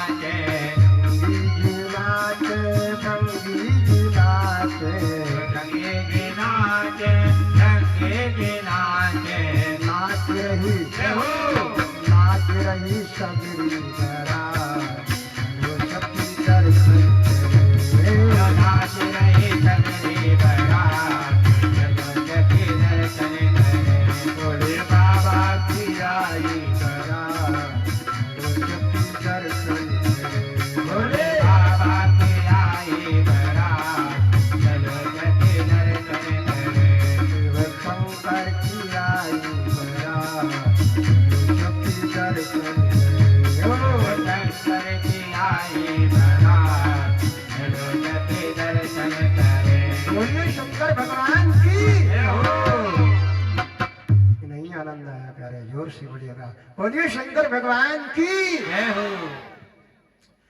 बारात ठहराने की व्यवस्था हुई देवताओं को लोग बार बार परोसने आते हैं और महादेवी की टीम में एक बार जो आ जाता है दोबारा आता ही नहीं है दोबारा नहीं आता है परोसने के लिए तो खड़े खड़े होने की व्यवस्था कर दी है भूत प्रेतों का ही तो खाना है जाओ खड़े खड़े खाओ और भागो मानवता का भोजन है प्यारे बैठ करके करना बहुत नीच शास्त्र की बात है देखो आप पुराने जमाने में बारातें जाती थी कितना अद्भुत लगता था किसी बुजुर्ग से पूछो अब कोई बारात है जाओ और जानवरों की तरह खड़े खड़े खाओ वो उनकी पेंड के ऊपर सब्जी डाले वो रसगुल्ला उनकी पेंड को भिगो रहे था ये भी कोई खाना खड़े खड़े तो जानवर खाते भाई जानवर को चारा डाल दो खड़े खड़े खा रहा हद हो गई ये सभ्यता भाई विकसित देश बना रहे भारत को जय हो खाने पीने का तरीका बदल गया राजा हिमांचल बड़े खुश हुए कहा भाई दूल्हे राजा को हमारे दरवाजे पर भेजो और जो हमारी पत्नी है अपनी सखियों के सहित आरती करेंगी दूल्हे का तिलक करेंगे जिसको बोलते हैं परिछन परिछन होता है ना क्योंकि जो लड़की होती है लड़की के भाई लड़की के चाचा लड़की के पापा लड़की के मौसा लड़की के मामा ये सब लोग जाते हैं लड़का देखने के लिए लेकिन माँ नहीं जाती है ना इसलिए माँ सबसे पहले माँ ही देखती है परीक्षा करती है मेरी बेटी को होने वाला ये पति है जो मेरा दामाद है वो कैसा है निर्वाह कर लेगा या नहीं तो भगवान महादेव जी को जब परीक्षण करने के लिए बुलाया गया महादेव नंदी और श्रृंगी को साथ में लेकर के अपने ससुर के दरवाजे पर आ गए दूल्हा बन करके और महादेव की जो सासू मां है मैना अपनी सहेलियों के सहित बढ़िया सुंदर सोने की थाल को सजाया एक लोटा पानी रखा दीप जलाया फूल रखे अपने दामाद की आरती करूंगी दामाद का तिलक करूंगी सुंदर गीत गाते हुए चल पड़ी बड़ा अच्छा लग रहा है संग सुमंगल गावही नारी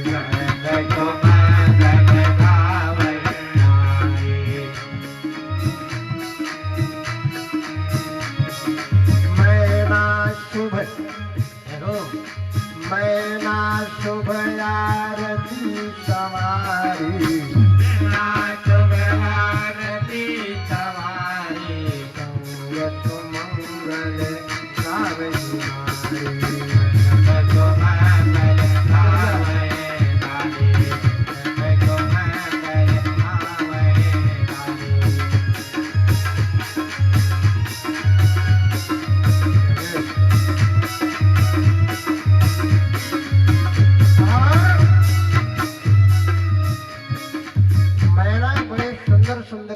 गा रही है, इनकी सहेलियां गा रही हैं, भाई कैसा है आपका दामाद, मैं भी देखूंगी। और जो ये मैना आई अपने दामाद महादेव जी की आरती करने के लिए, और महादेव खड़े हैं, गजब हो गया। थाल जो ही मैना आरती करने के लिए महादेव के चेहरे पर आरती को घुमाया तो सर पे बैठा था फुर्र, उसने मारा फुर्र से।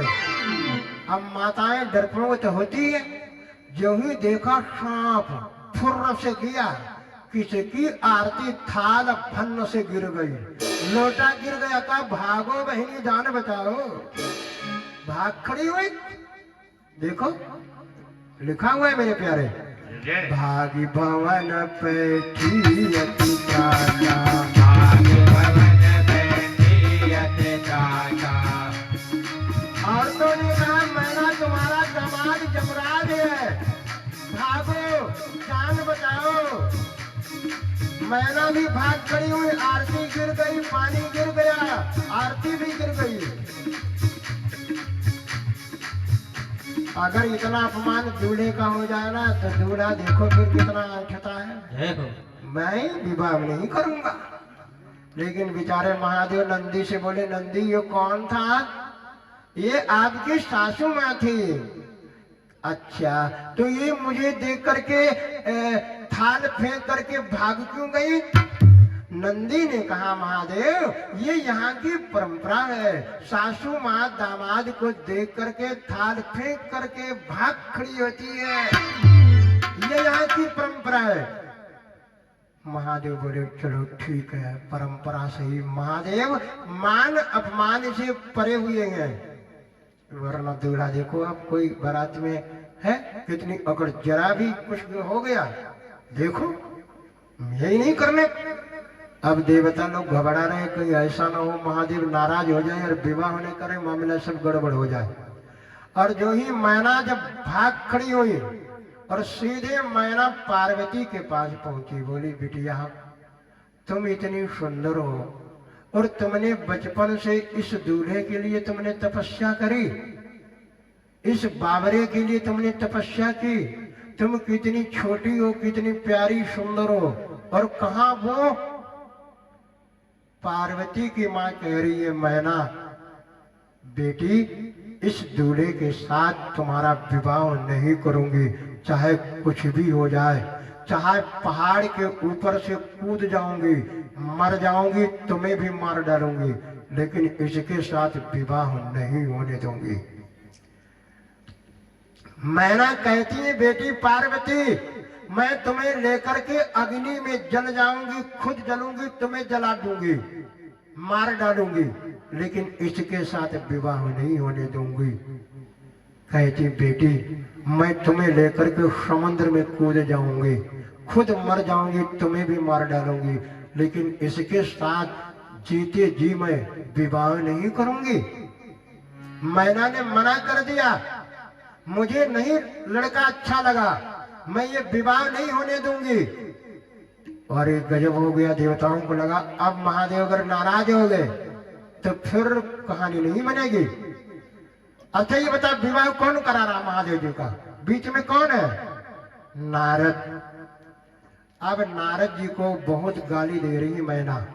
पार्वती जी ने बड़ी सुंदर बात कही, कहा माँ किसी को गाली ना दो, बहुत अच्छा बड़ी पार्वती। पार्वती जी ने कहा माँ देखो इसमें किसी का दोष नहीं है, जो विधाता ने लिख दिया है ना। क्या कह रही है पार्वती देखो, अस विचारी मत सो ही माता सो न डरई जो रचई विधाता।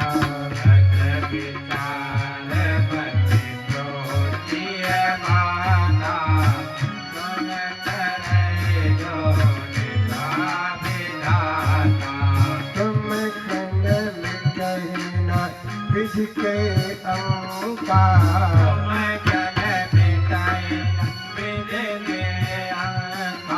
मात करत जन ले कलंका।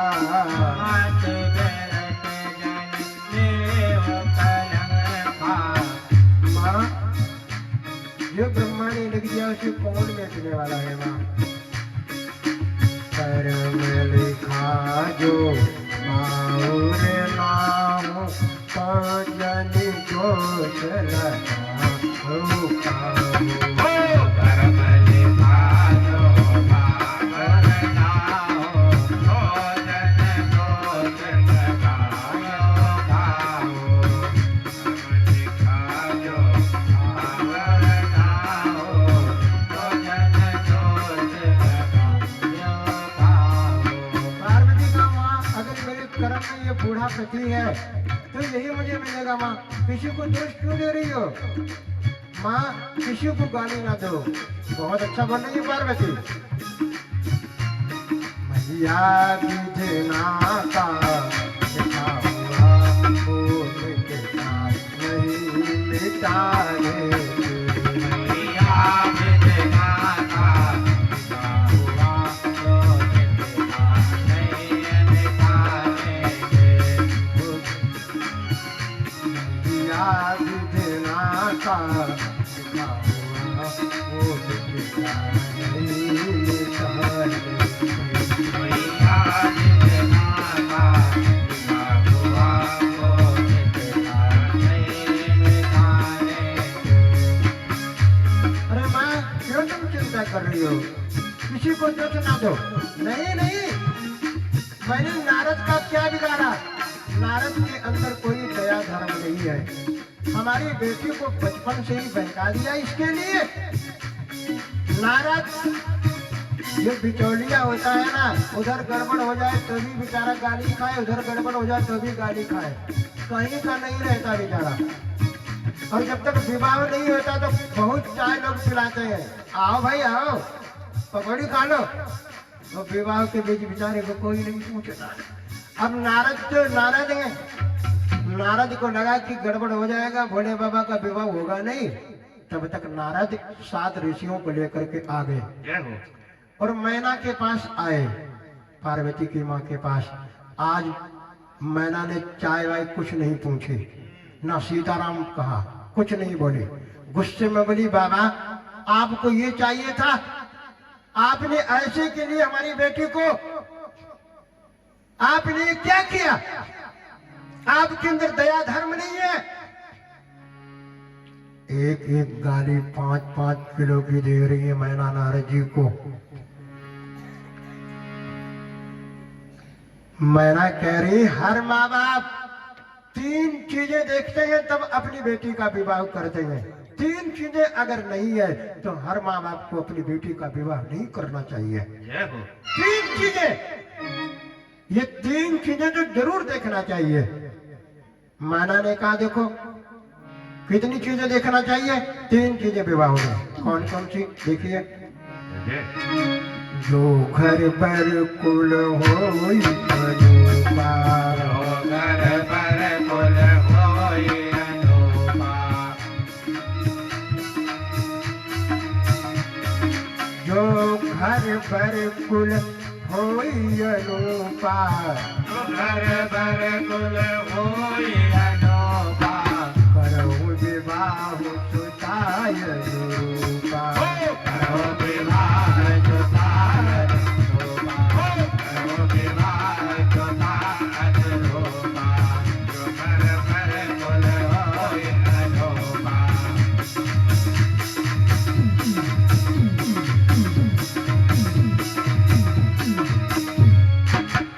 3 चीजें। कौन कौन? जो घर बर कुल होई अनुपा। घर, लड़के का घर कैसा बना है, कितने रूम है, कमरे कितने हैं, 1 मंजिल है या 2 मंजिल मकान है? घर नंबर 1। घर कैसा है? बढ़िया है ना, ठीक ठाक। नंबर 1 घर। नंबर 2 बर। बर कैसा है? लड़का कैसा है? सुंदर है, पढ़ा लिखा है, कोई नशा वगैरह तो नहीं करता है? बर देखना चाहिए। और नंबर 3 लड़के का कुल। कुल जरूर देखना चाहिए, उसका कुल कैसा है। इसके मामा नाना कहाँ के रहने वाले हैं, इसके नाना मामा कहाँ के हैं? लड़के का कुल, घर, लड़का कैसा है, लड़के का कुल कैसा है। मैना कह रही बाबा यहाँ तो तीनों मैदान साफ हैं, कैलाश पर्वत भी चपरचिट मैदान, लड़का भी देख लो और कुल खानदान का तो कुछ पता ही नहीं है। बताइए बाबा यहाँ तो तीनों चीजें नहीं है, ये विवाह नहीं होगा। नारद बोले मैना एक बात मेरी सुनो। क्या? तुम क्यों चिंता कर रही हो? बाबा कैसी बातें करते हो? मैं अपनी बेटी की माँ हूं और माँ नहीं चिंता करेगी, कौन चिंता करेगा? नारद कहते तुम पार्वती की माँ हो। बाबा आप कहना क्या चाह रहे हो? नारद जी ने कहा ये अच्छी प्रकार देख लो, तुम पार्वती की माँ हो। बाबा कैसी बातें करते हो? नारद जी ने कहा तुमने पार्वती को पहचाना नहीं है, तुम पार्वती की माँ हो या पार्वती तुम्हारी माँ है? कैसी बातें करते हो बाबा आप? बाबा नहीं, मेरी बात सुनो, तुम इसे साधारण लड़की मत मानिएगा, ये जगदम्बा है, ये भवानी है, ये जगत की माँ है, ये सारे संसार की माँ है, ये महादेव की पत्नी पहले भी थी, आज भी है और कल भी रहेगी। तुमने पहचाना नहीं इसे?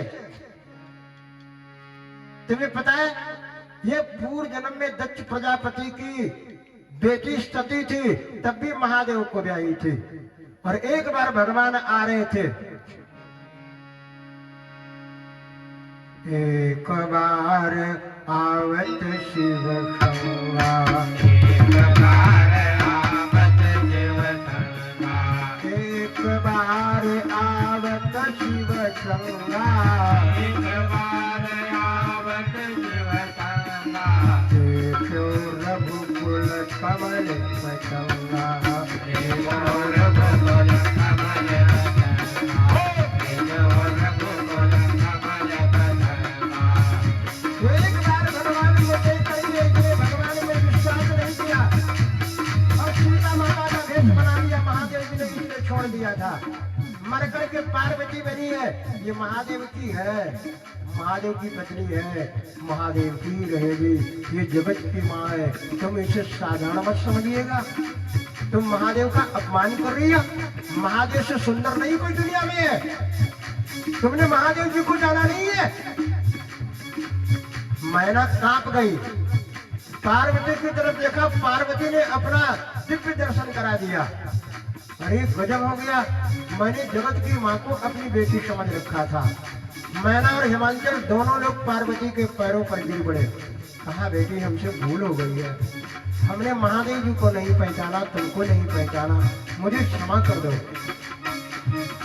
तब मैना हिमवंत आनंदे, तब मैना हिमवंत आनंदे, तब मैना हिमवंत आनंदे, तब मैना हिमवंत आनंदे, कोन पार्वती पद बंदे, कोन पार्वती पद बंदे, कोन पार्वती पद बंदे, कोन पार्वती पद बंदे।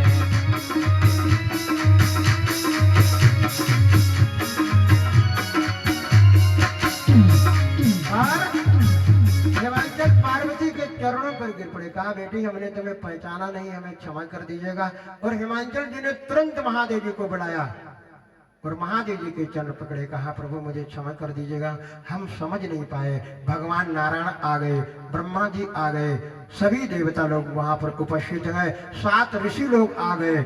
और हिमांचल जी बहुत जल्दी से पार्वती जी को बुलाते हैं, वेदी पर बिठाते हैं, महादेव जी को वेदी पर बिठाते हैं। और 7 ऋषि लोग, ब्रह्मा जी वेद मंत्र बोल रहे हैं। कहा हम जल्दी करेंगे, हम तुरंत कन्यादान कर देंगे। और मेरे प्यारे बेटी का कन्यादान 100 यज्ञ के बराबर पुण्य प्राप्त होता है। जिस मनुष्य की बेटी नहीं है, देवी भागवत महापुराण में लिखा है, केवल बेटे बेटे हैं, तो ऐसे व्यक्ति का भी उद्धार नहीं होता है। अगर कोई व्यक्ति अपना उद्धार चाहता है तो अपने भाई की बेटी को अपनी बेटी मान करके उसे कन्यादान करना चाहिए। शास्त्र में लिखा है जिस मनुष्य की बेटी अगर नहीं है तो उस व्यक्ति की मुक्ति नहीं मिलती है। इसलिए महाराज हिमांचल वेद मंत्रों के साथ सप्तऋषि लोग ब्रह्मा जी वेद मंत्र बोलते हैं, गणानां तम गणपति गुंगवामहे, मंगलम भगवान विष्णु मंगलम गरुड़ध्वज मंगलम पुंडरीकाक्षम मंगलायम तनोहरि। वेद मंत्रों के साथ में ब्रह्मा जी और सप्तऋषि लोग वेद मंत्र का उच्चारण कर रहे हैं, देवता लोग फूल बरसा रहे हैं। और जैसे शिव सागर ने लक्ष्मी जी का हाथ पकड़ करके भगवान नारायण को जो कन्यादान किया था, उसी प्रकार से आज राजा हिमांचल जी ने और मैना जी ने पार्वती का हाथ पकड़ करके महादेव जी के हाथ में रख देते हैं, कन्यादान कर देते हैं, फूल बरसाने लगते हैं देवता लोग, जयकार हो रहा है, कन्यादान कर देते हैं।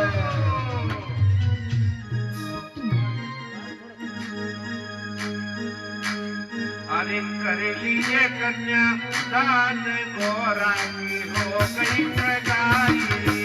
कर ली जो कन्या दान गोरा की हो गई सगाई। ओ ले लीजिए कन्या दान गोरा की हो गई सगाई। ले लीजिए कन्या दान गोरा की हो गई सगाई। अरे कन्या दान प्रसूति ने लियो, कन्यादान लियो, प्रसूति ने लियो, ओ कन्यादान लियो, प्रसूति ने लियो, कन्यादान लियो, प्रसूति ने लियो। ओ गोदी हो गई पार गोरा की हो गई सगाई। गोदी पार गोरा किए गई सगाई। ओ ले लीजिए कन्यादान गोरा की हो गई सगाई। ले लीजिए कन्यादान गोरा किए गई सगाई।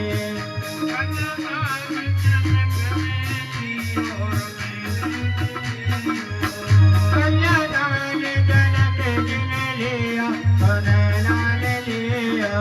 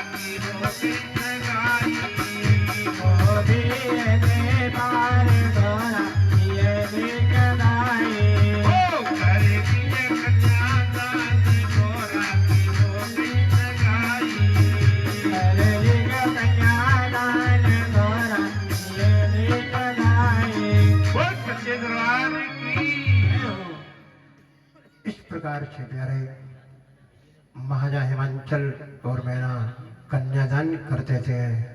पान ग्रहण जब कीन महेशा ही हर्षित सकल सुरेशा।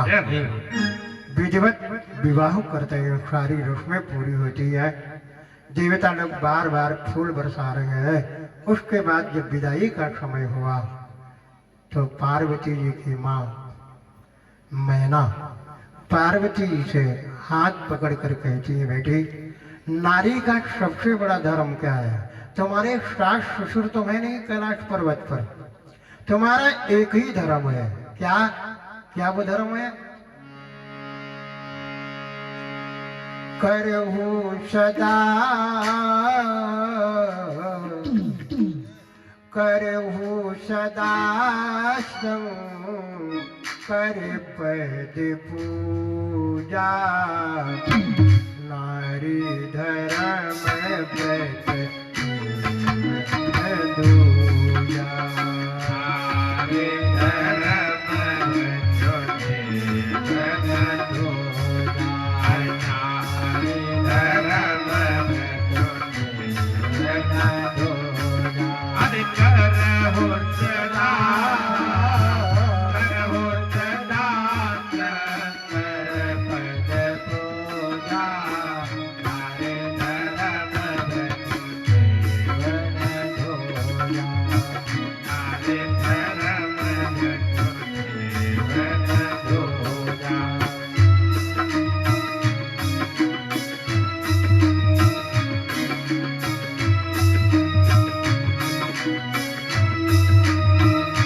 महादेव पास में खड़े हैं और मैना महादेव जी के पैर पकड़कर रो पड़ी, बोली हे प्रभु महादेव, हमारी बेटी की गलतियों को क्षमा कर देना, क्योंकि हमारे 100 बेटे हैं, 100 भाइयों में अकेली बहन ये रही है, 100 बेटों के बीच में मेरी बेटी, हमने इससे कभी कोई काम नहीं कराया है। हे महादेव, अगर इससे गलती हो जाए, कोई अपराध हो जाए, तो एक गृह किंकरी समझ करके आप क्षमा कर देना महादेव, तो मेरी बेटी की गलती नहीं, मेरी गलती आप समझना। मेरी प्यारे माँ होती है। बहुविध शंभु बहुविध शंभु सासु समुझाई, गवनीयता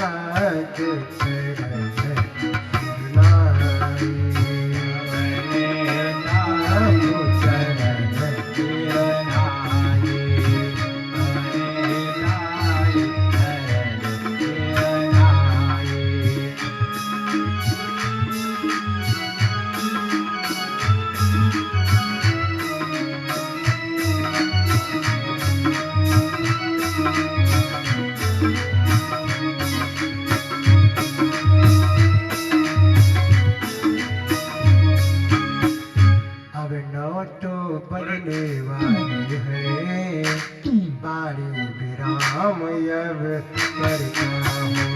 अब तो बनने वाले हैं, बारी विराम अब करता हूँ। आगे की कथा रची है, वो पल तुम्हें सुनाऊंगा। आगे की कथा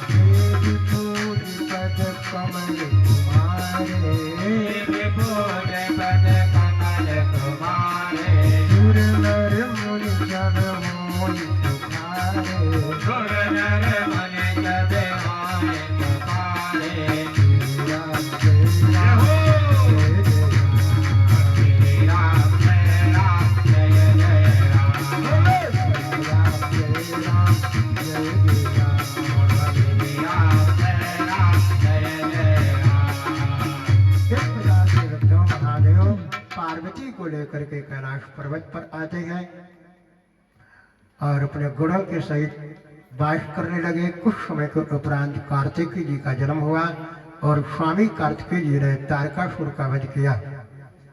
अब कैलाश पर्वत पे राम कथा प्रारंभ होगी और कल आप राम जन्म की कथा को श्रवण करेंगे। आप सभी भक्तगण, आप लोग बहुत ही अच्छा परिचय दिया है, बहुत अच्छे हैं आप लोग, बहुत भावपूर्वक आप लोगों ने भगवान की कथा को सुना है। आप सभी भक्तों को हम धन्यवाद देते हैं, आप लोगों का आभार प्रकट करते हैं। बड़ा अच्छा स्वभाव, बहुत आप लोगों ने अच्छा परिचय दिया, उसके लिए आप सभी लोगों को धन्यवाद। और अगर आप श्रद्धा पूर्वक भगवान की कथा से प्यारे श्रवण करें तो बहुत कुछ आपको मिलेगा। ज्यादा नहीं, एक फूल लेकर के आना चाहिए, रामायण पे एक फूल ही चढ़ा दो, बहुत काफी है। और भगवान के मंदिर में जाओ, गुरु के दरबार में जाओ, भगवान की कथा में जाओ तो ऐसा शास्त्र कह देंगे कभी खाली हाथ नहीं जाना चाहिए। कुछ नहीं, एक फूल लेकर के आइए, रामायण पे आप चढ़ा दीजिएगा, फिर प्रेम से भगवान की कथा को श्रवण करिए, आपको बहुत कुछ मिलेगा। तो कल राम जन्म की कथा होगी, आप समय से आएंगे क्योंकि व्यास गद्दी जो है 5 बजे प्रारंभ हो जाती है। 5 बजे से 9 बजे तक राम कथा का समय रखा गया है। तो 5 बजे नहीं तो 6 बजे तक आप सभी लोग अगर आ जाया करें और भगवान की कथा सुने और उसके बाद में भोजन करें। अब आपको भाई भैंसे बांध लो, ये कर ले, भोजन कर ले, तब भगवान की कथा में चले तो भोज में लेट हो जाएगा। इसलिए जो समझो कि 5-7 दिन की जो है एक तपस्या हमें करना है, तो जल्दी जल्दी अपना काम निपटा लीजिएगा। और 6 बजे अगर आप आ जाएं तो और अच्छा है प्यारे। तो 6 बजे से यानी 5 बजे से 9 बजे तक कथा का समय रखा गया है। तो आप समय से आए, यही हम आप लोगों से अनुरोध करना चाहेंगे। अब आप सभी लोग खड़े हो जाइएगा क्योंकि आरती का समय हो गया है।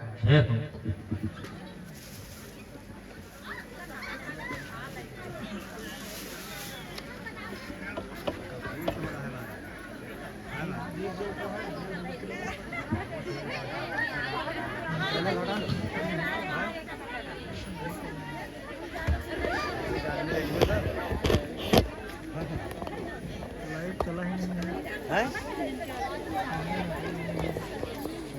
चल रहा है नहीं चल रहा वीडियो थोड़ा वीडियो